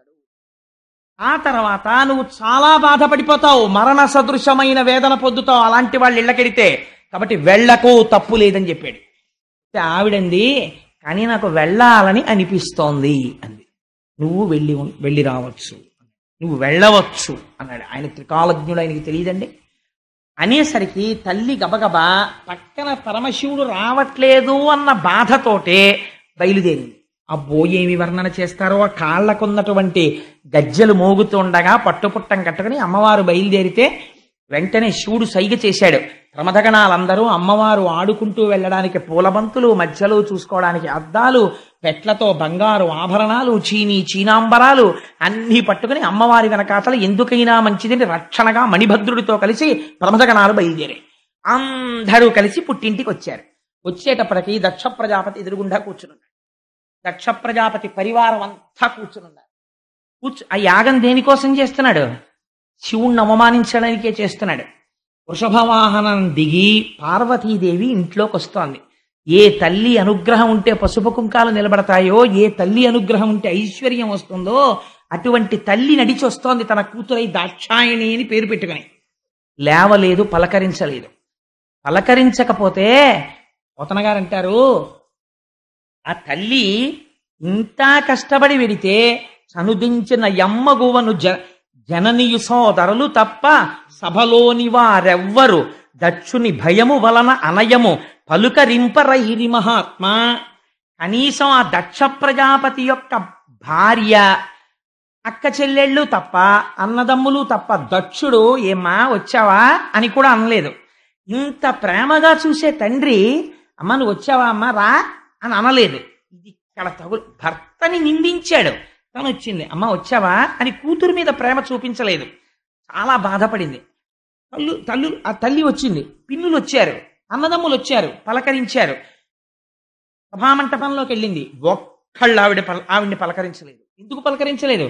దక్షుని భయము వలన. ఎవరు పలకరిస్తే ఏం శపిస్తాడో, అవమానించడానికే కదా చేస్తున్నాడు యాగం. అందుకనే దానిలా తీరా వెళ్ళి ఎంతంత పాపం మూట కట్టుకుంటారో చూడండి. ఎవ్వరూ పలకరించకపోతే ఆవిడ చాలా ఖేదం పొందింది. ఆఖరికి యాగమంటపంలో అమ్మ అలా కూర్చో అని అనలేదు. అనకపోతే మణిభద్రుడు అన్నవాడు చూశాడు. అమ్మవారు ఉగ్రమైన తేజస్సుతో చూస్తోంది, సమస్త బ్రహ్మాండములను కాల్చేస్తుందా అన్నట్లు. ఇప్పుడు చూశాడు. చూసి విచ్చుకత్తులు పైకి తీశారు. చంప అవతల పారేస్తాం ఈ దక్షుణ్ణి అన్నారు. అమ్మవారి కోపం. అమ్మవారు వారించింది, చంపకండి అని పిలిచింది. దక్షుణ్ణి ఇలా రా అని. వచ్చాడు, నిలబడ్డాడు. ఏమిరా నీ అహంకారం? నీ చిత్తం వచ్చినట్టు కూశావా పరమశివుణ్ణి పట్టుకుని? ఇప్పుడు చెప్తున్నాను నీకొక మాట. పరగచితాస్తి భస్మ నృకపాలధరున్ ఉగ్రపరేత భూచరుండని పిశాచయుక్తుడని శర్వున మంగళగాతలంపరెవ్వరున్ మరి అవ్వాక్పతి ముఖ్యులం మహాత్ము పాద సరోజ రేణువులు సమ్మతి దల్పరె మస్తకంబులన్ అని అడిగింది. నువ్వు మాట మాట్లాడితే ఒక మాట చెప్తున్నావని నాకు తెలిసింది. ఎప్పుడు మాట్లాడినా పరగచితాస్తి భస్మ, బూడిద రాసుకుంటాడు, భూత ప్రేతాలతో తిరుగుతాడు, శ్మశానంలో ఉంటాడని కారు కూతలు కూస్తున్నావు శంకరుణ్ణి ఉద్దేశించి. నీ హద్దు నువ్వు తెలుసుకున్నావా? నీకెప్పుడైనా తెలుసా ఎందుకు తిరుగుతాడో? శివుడు పైకి ఎంత అమంగళంగా కనపడతాడో లోపల ఎంత మంగళకరుడో ఎప్పుడైనా విచారణ చేశావా? ఓరి చేతకాని చవట, శివుడే అంత అమంగళకరుడైతే ఆ వాక్పతి ముఖ్యులం మహాత్ము చరణ సరోజములన్ సమ్మతి దల్పరె మస్తకంబులన్, ఏ చతుర్ముఖ బ్రహ్మ బొటనవేల్లోంచి నువ్వు పుట్టావో ఆ బ్రహ్మగారు పరమశివుడి యొక్క పాదరేణువుల్ని తల మీద చల్లుకుంటున్నాడు నాకు శక్తి రావాలని. బ్రహ్మగారిని చూసేనా నీకు బుద్ధి రాలేదరా? ఇంకా ఎందుకు మాట్లాడుతున్నావు? శంకరుడి గురించి తక్కువ చేసి ఎందుకు మాట్లాడుతున్నావు? శివ అన్న మాట నోటి వెంట వస్తే కొన్ని కోట్ల జన్మలలో చేసినటువంటి మహాపాతకములు దగ్ధమవుతాయి. అటువంటి శివనామాన్ని పట్టుకుని తక్కువ చేసి మాట్లాడతావా? కవి పుష్పంబగు అగ్ని మంచగు నాకూపారంబ భూమి స్థలంబగు శత్రుండతిమిత్రుడు విషము దివ్యాహారమౌ నెన్నగా అవనీ మండలి లోపలం శివ శివేచ్ఛాభాషణోల్లాసకిన్ శివ నీ నామము సర్వవశ్యకరమౌ శ్రీకాళహస్తీశ్వర అంటాడు దూర్జటి. శివనామం చెప్పుకున్న వాడికి లోటు లేదు. కవి పుష్పంబగు, రాయి కూడా పువ్వు అయిపోతుంది, సముద్రము భూమి అయిపోతుంది, వజ్రము పూలదండ అయిపోతుంది. అంతటి అభయంకరుడై ఎవరి నామం చెప్పుకునే లోకాలన్నీ సంతోషపడిపోతున్నాయో అటువంటి మహాత్ముణ్ణి పట్టుకుని అనరాని మాటలంటావా? దాని లోపల ఉన్నటువంటి తత్వాన్ని తెలుసుకునే ప్రయత్నం చెయ్యకుండా నీ చిత్తం వచ్చినట్టు మాట్లాడతావా? పైకి మాంసనేత్రమునకు ఏది కనపడుతోందో అది చూసి దాన్ని బట్టి నువ్వు మాట్లాడడం నేర్చుకున్నావా? ఇలా మాట్లాడవచ్చా? ఇదే నీకొక మాట చెప్తున్నాను. అసలు శాస్త్రమునందు సిద్ధాంతమేదో తెలుసా? ఆవిడొక మాట అడిగింది. భర్గు తిరస్కరించిన వారి జిహ్వ కోయవలయు. ఎవడైనా సరే శంకరుణ్ణి నింద చేస్తే వాడి నాలుక పట్టి పైకి లాగి కొండ నాలుక వరకు కత్తితో కోసివేయవచ్చు. అటులు చేయకుంటివేని కర్ణరంధ్రములు మూసి వెడయవలయననుచు ధర్మదులు పలికిరనగా. అలా నీకు చెయ్యడానికి అధికారం లేకపోతే ఎదుటివాడి నాలిక కోసేయకూడదు, నాకు అధికారం లేదనుకుంటే ఉత్తర క్షణం ఎక్కడ శివనింద జరిగిందో అక్కడ చెవులు మూసుకుని బయటికి వెళ్ళిపోయి ఆ రోజు అన్నం తినడం మానేయాలి ప్రాయశ్చిత్తంగా. అలా చేయకపోతే వాడు అధమాధముడైపోతాడు. అలా మాట్లాడకూడదు శంకరుడి గురించి. నువ్వెందుకు మాట్లాడుతున్నావు ఇలాగా? ఇంకొక మాట చెప్తున్నాను. జనుల అజ్ఞానమునన్ భుజించిన జుకుప్సంబైన అన్నంబు సయ్యన వెళ్ళించి పవిత్రుడైన గతి. ధర్మాత్ముండు ఈశ్వరుడు అఘను దుష్టాత్ముండవై నిందించిన నీ తనూభవయనంగా నోర్వా ఈ హేజభాజనమైన శరీరమును విడిచి భాస్వచ్ఛుద్ధి ప్రాపించదన్నది. నువ్వు దుర్మార్గుడివి, దుష్టాత్ముడివి. అందుకే శంకరుణ్ణి నింద చేశావు. జనుల జ్ఞానమునన్ భుజించిన జుగుప్సంబైన అన్నంబు సయ్యన వెళ్ళించి. తినకూడని అన్నం తినేశాడు. తీరా తెలిసింది ఆ పులుసులో బల్లి పడిపోయిందని. వెంటనే ఏం చేస్తాడు? నోట్లో వేలు పెట్టుకుని కక్కేస్తాడు. అలా నేను ఇవాళ ఒక నిర్ణయం తీసుకున్నాను. ఇక ముందు నేను ఎప్పుడైనా పరమ పవిత్రుడైన శంకరుడి సాన్నిధ్యంలో కూర్చునుంటే చూసిన వాళ్ళు దాక్షాయిణి అని పిలుస్తారు. నీ దుర్మార్గుడవైన నీ కుమార్తెగా దాక్షాయిణి అని పిలిపించుకోవడానికి నేను ఇష్టపడను. నాకు ఆ పేరు ఇంకా ఇష్టం లేదు. అందుకే నేనేం చేస్తానో తెలుసా? హేయభాజనమైన ఈ శరీరమును విడిచి భాస్వచ్ఛుద్ధి ప్రాపించదన్. నేను ఈ శరీరాన్ని వదిలిపెట్టేసి అగ్నిహోత్రంలో కలిసిపోతున్నాను అని పద్మాసనం వేసి కూర్చుంది. పలకరించలేదు దుర్మార్గుడు. పద్మాసనం వేసి కూర్చుని అమ్మవారు ప్రాణ అపాన వ్యాన వాయువుల్ని నాభీస్థానమునందు నిలబెట్టింది. ఆ పైన ఉదాన వాయువుని తీసుకొచ్చి హృదయం మించి పైకి తీసుకొచ్చి కనుభముల మధ్యలో నిలబెట్టి ఇంద్రియములన్నింటిలోంచి అనిలం అనేటటువంటి అగ్నిని ప్రేరేపణ చేసి ఆ యోగాగ్ని ఎందు శరీరాన్ని దగ్ధం చేసి బూది కుప్పై కింద పడిపోయింది. కింద పడిపోగానే హాహాకారాలు మిన్నుముట్టాయి సభలో. మిన్నుముట్టి అరే రే రే కన్న కూతురు యాగశాలలో ప్రాణం విడిచిపెట్టింది. ఈ దురాత్ముడు బ్రాహ్మణుడు వీడు పలకరించలేదు కూతుర్ని అని ఆశ్చర్యపోతుండగా ఇంకా ప్రమథగణాలకి ఎక్కడ లేని ఆగ్రహం వచ్చి కత్తులు తీసి దక్షుడి మీద పడ్డారు. భృగువికి చాలా సంతోషం కలిగింది.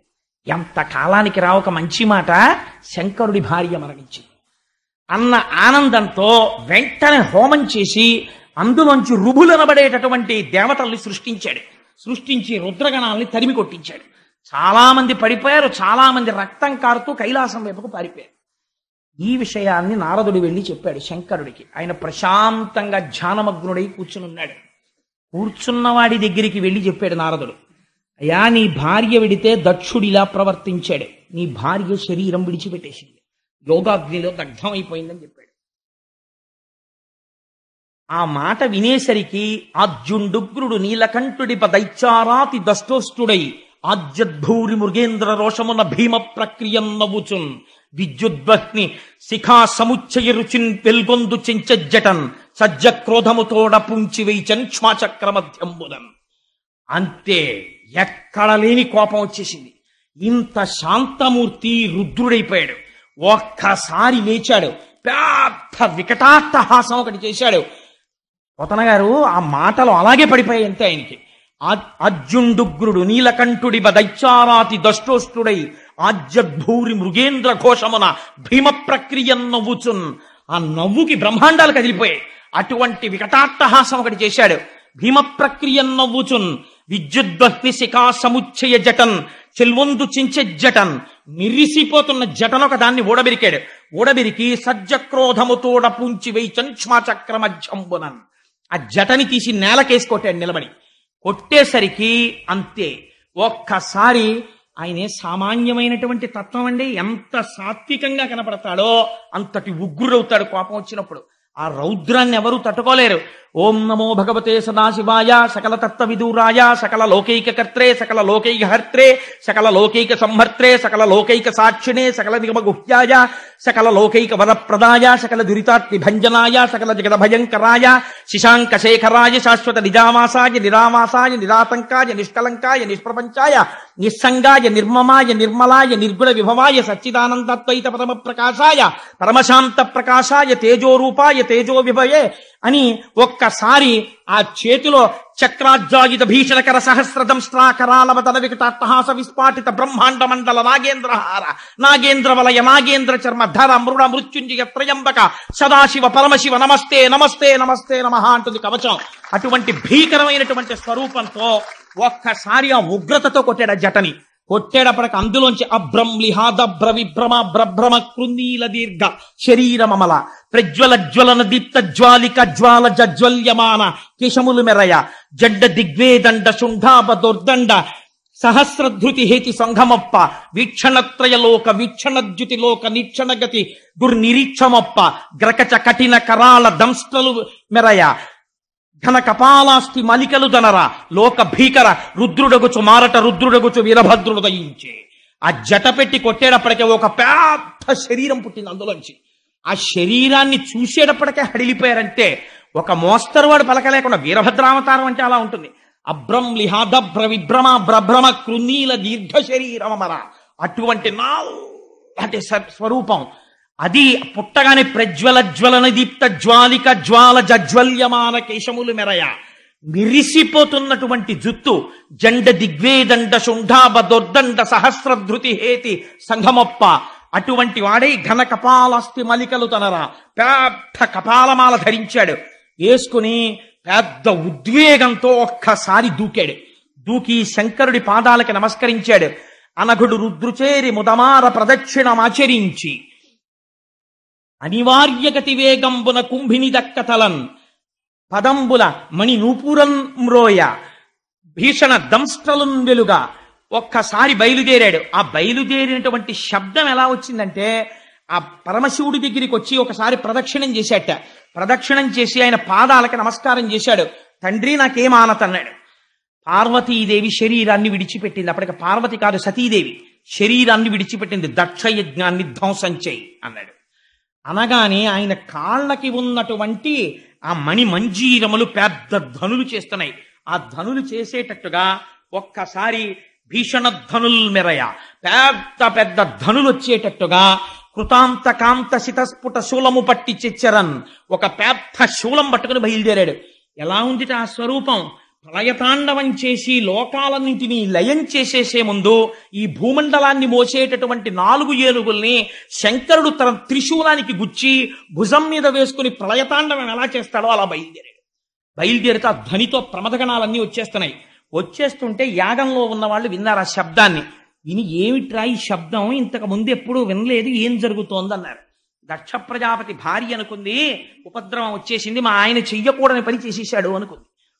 ఇంతలోకి అక్కడ ఉన్న వాళ్ళందరూ అనుకున్నారు, ఒరే ఎటువంటి వాడరా మహానుభావుడు, అట్టి దేవుని ఈశ్వరు అభవు సద్గుణశాంద్రు అటువంటి వాణ్ణి రోషింపచేసిన మనకు కల్గునే మంగళములు పద్మ గర్భునకునైనా అటువంటి దేవుడు పిలిస్తే చాలు శంభో శంకర అంటే చాలు ప్రసన్నమైపోతాడు.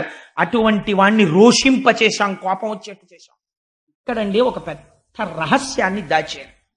శంకరుడికి రోషం రాదు, ఏం చేసినా రాదు. అలా వచ్చేస్తే జ్ఞాని ఎందుకు అవుతాడండి? భర్గతత్వం పోలేదు. మరి ఇక్కడ పోయిందా లేదా కోపం వచ్చేసి? ఏమండి మీరు అంత నూరేసు చెప్పారే ఇంతటిదాకా భర్గుడు భర్గుడు భర్గుడని, మరి ఇప్పుడు కోపం వచ్చింది కదా అని మీరు అడగచ్చు.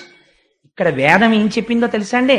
పిల్లలు గాడి తప్పిపోతే పిచ్చ పిచ్చ మాటలు మాట్లాడడం మొదలెడితే, పార్టీలు కడితే, లేనిపోనిటువంటి విషయాల్ని తీసుకొస్తే ఈశ్వరుడి విషయంలో భగవంతుడు రుద్రుడవుతాడు. పిల్లలకి బుద్ధి చెప్పించవలసి వచ్చినప్పుడు అమ్మవారు శివా విశ్వస్య భేషజీ, పిల్లలకి ఒక రోగానికి ఓ మందెయ్యాలనుకుంటుంది.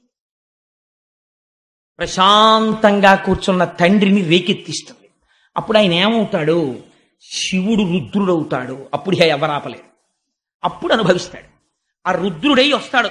వస్తే ఏమైంది? వీరభద్రుడు ఉదయించాడు. అసలు ఆయన రానేలేదో జటెట్టి కొట్టాడంతే. ఇంకా ఆయనే వస్తే ఎలా ఉంటుందో ఆలోచించండి. కొడితే అందులోంచి వీరభద్రుడు పుట్టాడు. కాబట్టి ఇప్పుడు మళ్ళీ ఎవరు ఆపాలి? మళ్ళీ ఆ రుద్రుణ్ణి శివుడు ఎవరు చేయాలి? శివా రుద్రస్య భేషజీ, మళ్ళీ ఆ రుద్రుణ్ణి శివుడిగా ఆవిడే చెయ్యాలి. ఎక్కడ చేసింది? లోకోపకారానికి హాలాహల భక్షణంలో ఆవిడే మళ్ళీ పిల్లల్ని రక్షించడానికి హాలాహల భక్షణం చేయించింది. ఇది అమ్మవారి యొక్క శక్తి. ఈయనతో వీళ్ళకి బుద్ధి చెప్పించాలి అనుకుంది. అందుకు వెళ్ళింది ఆవిడ. మొగుడి మాట వెనక వెళ్ళడం కాదు, వీళ్ళకి ఒక బుద్ధి చెప్పాలి దక్ష ప్రజాపతికి. లేకపోతే ఆవిడికి తెలియకపోవడం ఏంటండి? వెళ్ళి ఆవిడ శరీరం వదిలిపెట్టింది ఇప్పుడు, కానీ లేవడు రుద్రుడు కాడు. ఆవిడ ఎప్పుడూ శక్తి స్వరూపంగా అయ్యవారితోనే ఉంటుంది. అంతే వీరభద్రుడు వచ్చేశాడు. వచ్చేసి యజ్ఞమంటపాలన్నీ పడగొట్టేశారు. ఎంత గొప్ప యజ్ఞ ధ్వంసమో పడగొట్టేశారు. ఆ అగ్ని కార్యం చేసేటటువంటి మంటలు లేస్తున్నాయి. ఈ మంటలకి గౌరవం ఏమిట్రా అన్నారు. ఈ అగ్నిహోత్రుడు రుద్రుడు లేని యాగం జరుగుతుంటే ఇంత సహకరించి హవిస్సులు తీసుకెళ్తుండడమా? సిగ్గుండక్కర్లేదు అని మూత్రం పోసి ఆపేశారు. ఆ యజ్ఞ అగ్నిహోత్రంలో ఉన్న ఆ యజ్ఞగుండాల్లో ఉన్న అగ్నిహోత్రాన్ని ఆపేసి భృగువు దగ్గరికి వెళ్ళాడు నందీశ్వరుడు. ఏమిరా నువ్వేనా ఆనాడు సభలో శంకరనింద జరుగుతుంటే ఇలా ఇలా కళ్ళెగరేసిన వాడివి నువ్వే కదా, ఇప్పుడు అనుభవిస్తావు దానికి శిక్ష అని గడ్డం కింద ఎడంచెయ్యేసి పట్టుకుని ముంజికాయని బొటనవేలు పెట్టి పైకెత్తేసినట్టు బొటనవేలుతో 2 గుడ్లు ఉత్తరించేశాడు. 2 కళ్ళు ఊడి కింద పడిపోయిన తరువాత ఆ మీసాలు గడ్డాలు పట్టుకుని పీకేశారు పూర్తిగా. మీసం ఊడిపోయింది, గడ్డం ఊడిపోయింది, నెత్తురోడుతూ కింద పడిపోయాడు కళ్ళు కనపడకుండా. పూష అనబడేటటువంటి సూర్యుడున్నాడు, ఆయన దగ్గరికి వెళ్ళారు. ఏమయ్యా నువ్వు శంకరనింద జరుగుతుంటే పెద్ద నోరు తెరిచి నవ్వావు, ఇప్పుడు నీకు శిక్ష చూడని ఆ నోటిని గట్టిగా పట్టుకుని నొక్కారు. ఆయన 2 దవడలు తెరిచాడు. పూషదంత భిదవ్యగ్రో దక్షాత్తర హరోహర భగనేత్ర భిదవ్యక్త సహస్రాక్ష సహస్రపాత్ అని పేరు ఆయనకి. ఆ పళ్ళన్నీ పీకేశారు. పీకేస్తే బోసినోరు అయిపోయింది. అన్ని పళ్ళు పీకేసి నెత్తురు కారిపోతున్న నోటితో పూషణ తెలిశాడు. ఆఖరికి వీరభద్రుడు ఈయన దగ్గరికి వెళ్ళాడు, దక్ష ప్రజాపతి దగ్గరికి వెళ్ళి కింద పారేసి గుండెల మీద ఎక్కి కూర్చుని కత్తితో కంఠాన్ని కోసేశాడు. ఆ కంఠం తెగలేదు. ఆశ్చర్యపోయాడు. శరీరం అంతా మంత్రపూతమైపోయింది. ఎలా తుంచాలనుకున్నాడు. యజ్ఞ పశువు యొక్క శరీరాన్ని ఎలా తుంచేస్తానో అలా తుంచేస్తాను ఈ దుర్మార్గుడు శివనింద చేసినందుకు అని గుండెల మీద కుడికాలు వేసి తొక్కి పెట్టి తోటకూర కాడ తిప్పేసినట్టు కంఠాన్ని తిప్పేసి ఊడబెరికేసి దాన్ని తీసుకెళ్లి యజ్ఞంలో జరుగుతున్న అగ్నిహోత్రంలో పారేశాడు. యజ్ఞంలో కాలిపోయింది తల లేనటువంటి మొండెం పడిపోయి ఉండిపోయింది. బ్రాహ్మణులు చూసి హాహాకారాలు చేశారు. ఎంత దారుణం రా ఇది, ఇంత గొప్పగా దక్షయజ్ఞ ధ్వంసం జరిగిపోతోందని. ఎక్కడి వారాలు అక్కడ కాకావికలై పారిపోతున్నారు. దారి దొరికితే చాలని పారిపోతున్న వాళ్ళని రాళ్ల పెట్టి కొడుతున్నారు. రక్షించిన వాడు లేడు. జ్ఞాపకం పెట్టుకోండి. శివనింద ఎంత ప్రమాదకరమో, భగవంతుని యందు భేదదృష్టి ఎంత ప్రమాదకరమో పోతన గారు వ్యాసుల వారు భిక్ష పెట్టి చెప్తున్నారు జాతికి. ఈశ్వరుణ్ణి ఒక్కడిగా చూడడం నేర్చుకో, లేకపోతే పాడైపోతావు అని. ఏమైంది? అప్పుడు అందరూ కలిసి చతుర్ముఖ బ్రహ్మగారి దగ్గరికి పరిగెత్తారు. పరిగెత్తి ఆయన దగ్గరికి వెళ్ళాయా, పాపకర్మ చేసేశాం, చెయ్యకూడనటువంటి పని చేశాం, అక్కడ జరుగుతున్నటువంటి పరమశివుడికి హవిర్భాగములు లేనటువంటి యజ్ఞాన్ని చేశాం, దానివల్ల ఇంత ఉపద్రవం వచ్చింది, ఏం చెయ్యమంటావని అడిగారు. ఆయన అన్నాడు, మీకు అసలు బుద్ధుందిరా? మీరు ఋతుభాగారుండగు ఈశ్వరుడు పశుపతి శర్వు భర్గు దూరీకృత యజ్ఞభాగుని చేసిన మీరు యతిదోషులు దుర్మతులకు మీరింకన్ అన్నాడు. పరమేశ్వరుడికి యజ్ఞంలో హవిస్సులు లేకుండా యజ్ఞం చేశారా? కాల్సనా? ఎందుకురా యజ్ఞం అని అడిగాడు. ఎందుక యజ్ఞం? ఎందుక దుర్మార్గపు యజ్ఞాలు? మీకు చేస్తే యజ్ఞం సరిగ్గా చెయ్యాలి, అంతేకాని యజ్ఞం చేసి కాసేపు శంకరనింద చేయడం కోసం శివనింద చేయడం కోసం యాగాలు యజ్ఞాలా? ఎవడు చెప్పిన యజ్ఞాలు రా మీకు యజ్ఞాలు? మీరు చేసిన పని వల్ల మీరు దుర్మార్గులైపోతారా, పాడైపోతారన్నాడు. అయ్యా పాడయ్యపోయాం, చావగొట్టేశారు, భృగువుకి కళ్ళు పోయాయి, పూషకి దంతాలు పోయాయి, మాకు ఒళ్ళంతా దెబ్బలు, నెత్తుర్లు కారిపోతున్నాయి, చాలా మంది అక్కడే పడిపోయారు. ఇప్పుడు తిన్నది చాలు, నువ్వు తిట్టింది చాలు, మాకు మార్గం చెప్పన్నారు. ఒక్కటే మార్గం, ఎవరి పట్ల తప్పు చేశారో వాడి దగ్గరికి వెళ్ళి పడిపోండి. ఎందుకో తెలుసా? ఆయన ఒక్కటే, ఆయన దగ్గరున్న లక్షణం జగత పితరౌ వందే పార్వతీ పరమేశ్వరవు. ఎన్ని తప్పులు చేసినా వెళ్ళి ఆయన కాళ్ళ మీద పడిపోతే మళ్ళీ రక్షిస్తాడు. అంటే వీళ్ళన్నారు, అయ్య బాబోయ్ కైలాసం వైపుకి వెళ్ళడమే అడిలిపోతున్నా, నువ్వు రా మాతో అన్నారు. సరే పదండని చతుర్ముఖ బ్రహ్మగారు తీసుకెళ్లారు. తీసుకెళ్లిన తర్వాత కైలాస పర్వతాన్ని వర్ణన చేస్తారు. అక్కడ ఎందరో సిద్ధులు, సాధ్యులు, తపస్సు చేసుకునే వాళ్ళు, దేవకాంతలు, చెట్లు, కలకూజితాలు, పక్షులు, మానస సరోవరం, అక్కడ ప్రవహిస్తున్నటువంటి నదులు, అందులో ఉండేటటువంటి హంసలు, ఆ రాచిలుకలు, అంతఃపురాలు, ప్రమదగణాలు, పరమ పవిత్రమై శంకరుడి చేత జ్ఞానబోధ చేయించుకుంటున్నటువంటి మహర్షులు, ఋషులు, సనకసనందనాదులతో ఉంది. అటువంటి కైలాస పర్వతం మీదకి వెళ్ళారు. వెళ్ళేటప్పటికీ అత్యంత ప్రశాంత చిత్తుడై, ఎట్టి పరిస్థితులలోనూ సూర్యకిరణం పడడానికి వీలు లేనంత పెద్దది పెరిగిపోయినటువంటి ఒక రావి చెట్టు కింద మౌన వ్యాఖ్యా ప్రకటిత పరబ్రహ్మతత్వం యువానం వర్షిస్తాం తే వసదృశిగణైరవృతం బ్రహ్మనిష్టై ఆచార్యేంద్రం కరకలిత చిన్ముద్రమానందరూపం స్వాత్మారామం ముదితవదనం దక్షిణామూర్తిమీడే. ఆయన కుడికాలు మీద ఎడమ పాదం పెట్టుకుని ఎడమ చేతిని తీసుకెళ్లి మోకాలు మీద పెట్టుకుని ఇలా చిన్ముద్ర పట్టి తన చుట్టూ కూర్చున్నటువంటి సనక సనందనాదులందరికీ మౌన వ్యాఖ్యతో జ్ఞానబోధ చేస్తున్నాడు. ఆయన ముఖమునందు ఏమాత్రము రోషము కాని కోపము కాని లేదు. వెయ్యవలసిన శిక్ష వేసేశాడంటే అక్కడ అయిపోయింది. వేసేశాడు. కూర్చుని చక్కగా జ్ఞానబోధ మౌనంగా చేస్తున్నాడు. సనక సనందనాది మహర్షులందరూ ఆయన దగ్గర జ్ఞానబోధ తెలుసుకుంటున్నారు. నీకెందుకు వచ్చిన గొడవ, లేనిపోని గొడవ, శివనింద చేయడం. చతుర్ముఖ బ్రహ్మగారు వెళ్ళి పరమశివుడి ముందు నిలబడి స్తోత్రం చేశారు. అయ్యా, పిల్లలు తెలియదు, నీ పట్ల దోషం చేశారు, నువ్వు సాక్షాత్తు పరబ్రహ్మానివి, సృష్టి స్థితి లయ మూడు నీ యందు జరుగుతుంటాయి, తెలియనటువంటి వాళ్ళు ఈ రకంగా నీ పట్ల అపచార బుద్ధితో ప్రవర్తించారు, స్వామి వీరిని క్షమించు, నువ్వెవరో నాకు తెలుసు అన్నాడు బ్రహ్మగారు. అని ఒక్క మాట చెప్తాను, ఒక్క పద్యం చాలండి. ఎంత గొప్ప పద్యం చెప్పాడంటే, స్వామి నువ్వెవరో తెలుసా, నిరంతరము కూడా అనయము వీడకయుండన్ ఎవ్వరినీ కూడా విడిచిపెట్టకుండా ఉంటూ శివశక్తి రూపమున క్రీడ సల్లుపు, శివశక్తుల యొక్క రూపంలో క్రీడ సల్పుతూ ఈ జగమంతా నటరాజతత్వం, నటరాజతత్వంలో కదులుతూనే ఉంటుంది. అందుకే నటరాజస్వామి ఒక చేతిలో ఢమరుక పట్టుకుంటారు. ఢమరుక పట్టుకుంటే ఢమరుక మోగితే ఆకాశ గుణకం, అందులోంచి శబ్దం ఆకాశతత్వం, అంటే ఆయన సృష్టి చేస్తాడు. ఆయన ముఖం నవ్వుతూ ప్రసన్నంగా ఉంటుంది, అంటే ఆయన స్థితికారకుడు. ఆయన ఇటువైపు చేతిలో అగ్నిహోత్రాన్ని పట్టుకుంటాడు, అంటే లయకారకుడు. సృష్టి స్థితి లయములు చేస్తూ ఈ పిండాండ బ్రహ్మాండములు అలా కలిసిపోతూనే ఉంటాయి. పంచభూతాల్లోంచి ఇందులోకి పంచభూతాలు వస్తాయి, మళ్ళీ ఇందులోంచి పంచభూతాలు మళ్ళీ బ్రహ్మాండంలోకి వెళ్ళిపోతుంటాయి. ఈ పిండాండ బ్రహ్మాండ నిరంతర సంయోగ క్రియ జరిపించడమే నటరాజతత్వం. ఆ నటరాజతత్వమై శివశక్తి రూపముల క్రీడ చల్లుపు, ఊర్ణనాభిగతి ఈ విశ్వ జనన విలయ స్థితి హేతిభూతుండవగుచుండు విశరుద్ర. స్వామి నువ్వెవరో తెలుసా, ఊర్ణనాభిగతి. నువ్వు సృష్టి ఎలా చేస్తావో తెలుసా, సృష్టి చేయడానికి ఎక్కడి నుంచో ఏదో పట్టుకురావు, ఓ గోడ కట్టడానికి సిమెంటు ఇటకలు పట్టుకొచ్చినట్టు. ఊర్ణనాభిగతి, ఒక సాలెపురుగు ఓ గోడ మీదకి వస్తుంది, వచ్చి ఇక్కడ గూడు కడదాం అనుకుంటుంది. అలా అనుకోగానే దాని నోట్లోంచి లాలాజనం వస్తుంది. ఆ ఉమ్మితోటి తీగ చేసి గూడు కట్టేస్తుంది. గూడు కట్టేసి ఆ గూడు మధ్యలో కూర్చుంటుంది. ఓ 2-3 రోజులు ఉంటుంది. ఏమిటి గూడు వెళ్ళిపోదాం అనిపిస్తుంది. ఆ గూడు తానే అటు ఇటు చిందరవందరగా చింపేస్తుంది, ఓడగొట్టేస్తుంది, వెళ్ళిపోతుంది. అలా నువ్వు కట్టు, నువ్వు పాడిచే, నువ్వు తిరుగా గూట్లో, నీ వల్ల కాదు. ఊర్ణనాభిగతి, నీకు వేరే ఉపకరణాలు ఉండవు. నీ అంత నువ్వు సంకల్పం చేసి లోకాన్ని సృష్టి చేస్తావు, నీవే ఇంతగా పరిణమిస్తావు, ఆఖరణ నువ్వే లయం చేసేస్తావు. మైనపు ముద్ద నల్లపూసల్లో తిరిగి అంటించుకున్నట్టు నీలోకి లోకాల్ని తీసేసుకుంటావు. అటువంటి వాడివని తెలియక నీ యందు భేదబుద్ధితో ప్రవర్తించారు, స్వామి వీళ్ళని అనుగ్రహించు. అప్పుడు వీళ్ళందరూ అయ్యా మా వల్ల పొరపాటు జరిగిపోయింది, క్షమించమని స్తోత్రం చేశారు. చేస్తే మహానుభావుడు భోళాశంకరుడు కదా, అభయంకరుడు, ఆయన అన్నాడు, మీ అందరికీ అభయం ఇస్తున్నాను, యజ్ఞం మధ్యలో ఆగిపోకూడదు. ఎంత ధర్మాత్ముడో చూడండి, యజ్ఞము నడిపించండి. ఎవరు యజ్ఞము చెయ్యాలో ఆ దక్ష ప్రజాపతికి ఇవాళ ముఖం లేదు, తీసేశాడు వీరభద్రుడు. అందుకని ఒక గొర్రె ముఖాన్ని తీసుకెళ్లి అతికించండి. ప్రజాపతులలో దక్ష ప్రజాపతి ఇలా గొర్రె ముఖంతో ఉంటాడు.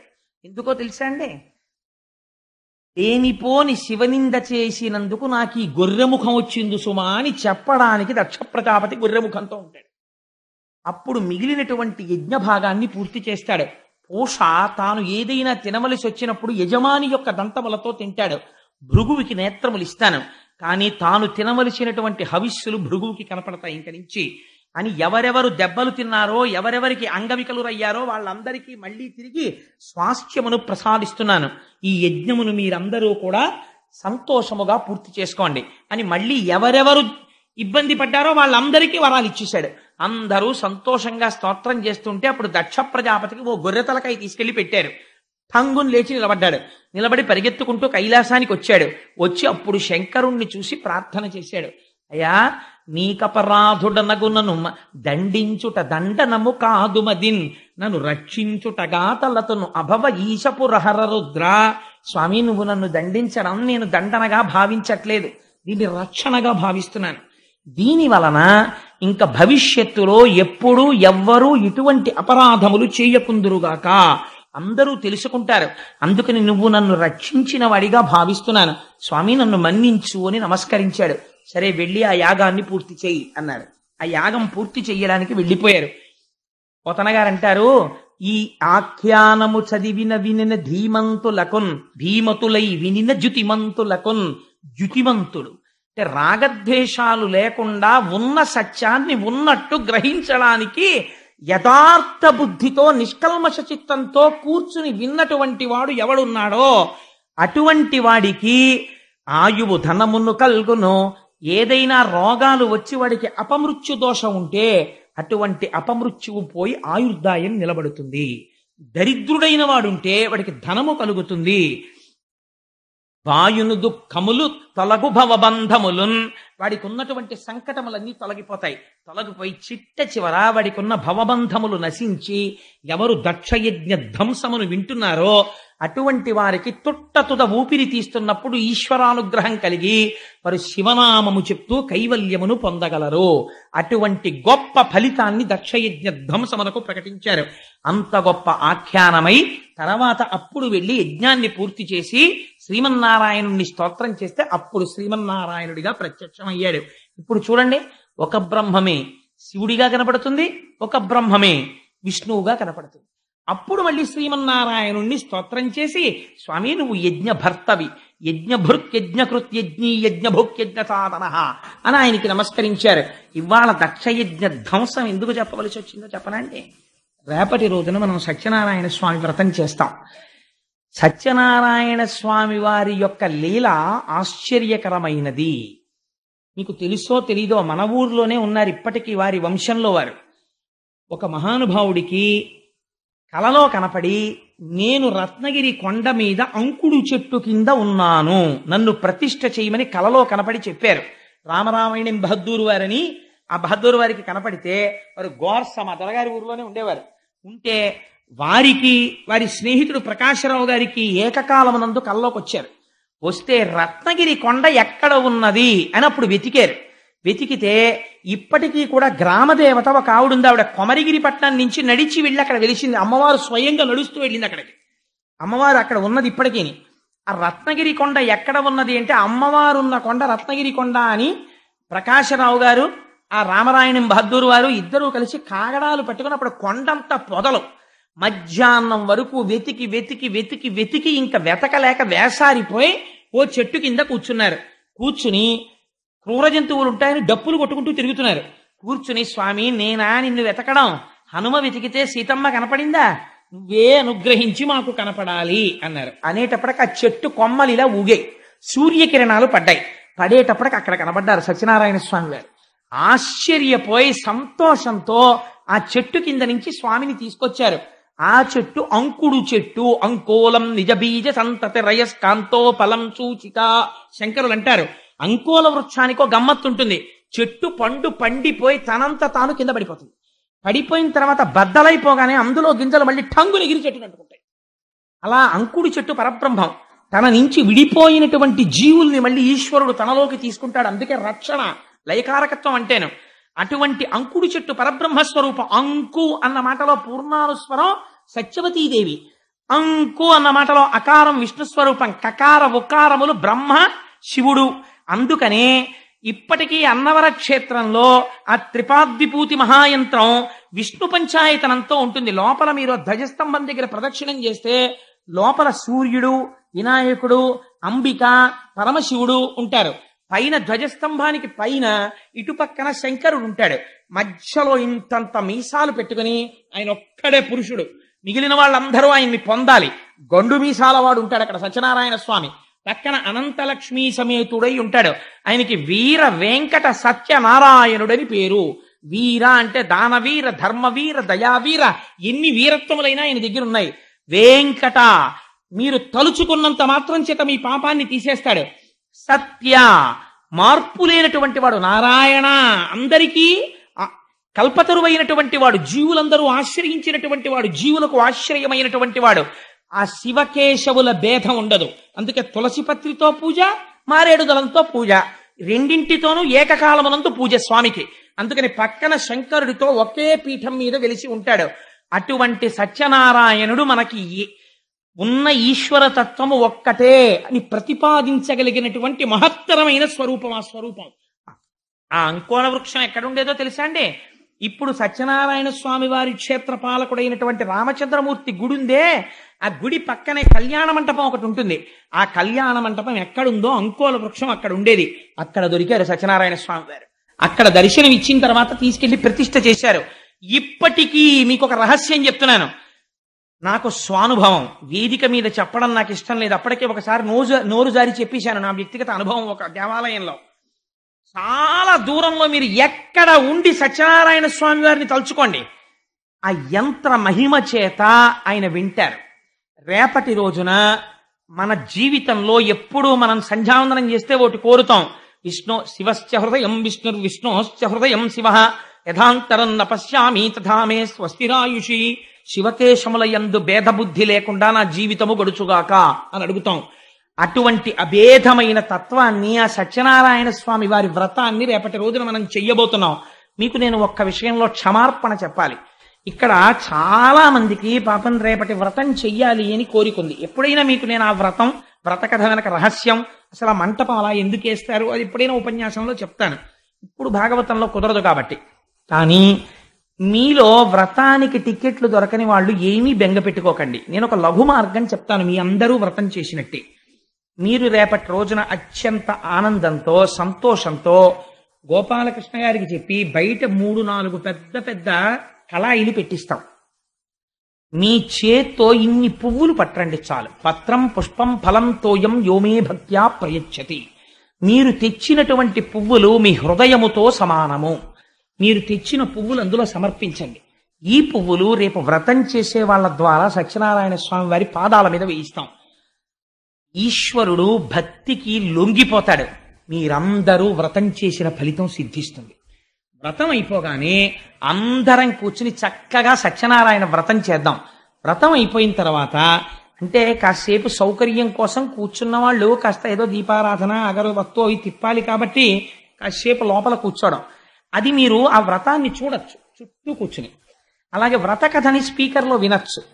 ఆ తాదాత్మతని పొందుతూ మీరు మానసికంగా చేసేయచ్చు. బయట కూర్చుని మీరు కూడా ఆవాహయామి స్థాపయామి పూజయామి అంటే కళ్ళు మూసుకుని ఓ తాంబూలం అక్షతా మంటపంలో పెట్టేసుకుంటూ ఉండొచ్చు. ఏమి దోషం లేదు. ఆఖరణ కథ విని ప్రసాదం మీ అందరికీ వితరణ చేయబడుతుంది. మహానుభావుడు సేమకుర్తి భాస్కర్రావు గారు దానికి ఏర్పాట్లు చేశారు ప్రసాదానికి. అందుకని అందరికీ ప్రసాదం ఇస్తారు. ప్రసాదం తింటే వ్రతం చేసినట్టే, అనుగ్రహం సిద్ధిస్తుంది. చేసి అందరం కలిసి భీష్మాచార్యుడు మహానుభావుడు శరీరం వదిలిపెడుతూ ఎదురుగుండా పరమాత్మని చూస్తూ విష్ణు సహస్రం చెప్పి వెళ్ళిపోయిన మహాపురుషుడు భీష్ముడొక్కడే. రేపటి రోజున మనుష్యుడిగా పుట్టిన అందరం ఆయనకి తర్పణ ఇవ్వాలి. చక్కగా వ్రతం చేసుకుని అందరం కూర్చుని విష్ణు సహస్రం చదివి రేపటి రోజున మహానుభావుడు తత్వవిధానంద సరస్వతీ స్వామి వారి దర్శనం చేసుకుని వారి అనుగ్రహ భాషణం విని తరించి ఇంటికి వెళ్ళి సాయంకాలం వద్దాం. రేపు సాయంకాలం భారతంలోంచి దేవీ భాగవతంలోంచి అనుసంధానం చేస్తూ భీష్మాచార్యుడి జీవితాన్ని చెప్పి భాగవతాంతర్గతంగా కృష్ణ పరమాత్మను ఉద్దేశించి భీష్ముడు చేసిన స్తోత్రాన్ని వివరణ చేస్తాను. శ్రీ శ్రీనివాస గోవింద, గోకుల నందన గోవింద, శ్రీ వెంకటేశ గోవింద, గోవింద హరి గోవింద, గోకుల నందన గోవింద, భక్తవత్సల గోవింద, గోవింద హరి గోవింద, గోకుల నందన గోవింద, భాగవత ప్రియ గోవింద, గోవింద హరి గోవింద, గోకుల నందన గోవింద, నిత్య నిర్మల గోవింద, గోవింద హరి గోవింద, గోకుల నందన గోవింద, నీలమేఘశ్యామ గోవింద, గోవింద హరి గోవింద, గోకుల నందన గోవింద, పురాణ పురుష గోవింద, గోవింద హరి గోవింద, గోకుల నందన గోవింద, పుండరీకాక్ష గోవింద, గోవింద హరి గోవింద, గోకుల నందన గోవింద, నందనందన గోవింద, గోవింద హరి గోవింద, గోకుల నందన గోవింద, పాప విమోచన గోవింద, గోవింద హరి గోవింద, గోకుల నందన గోవింద, దశరథనందన గోవింద, గోవింద హరి గోవింద, గోకుల నందన గోవింద, శ్రీ వెంకటేశ గోవింద. గోవింద హరి గోవింద, గోకుల నందన గోవింద. సర్వం శ్రీ ఉమామహేశ్వర పరబ్రహ్మార్పణమస్తు. స్వస్తి.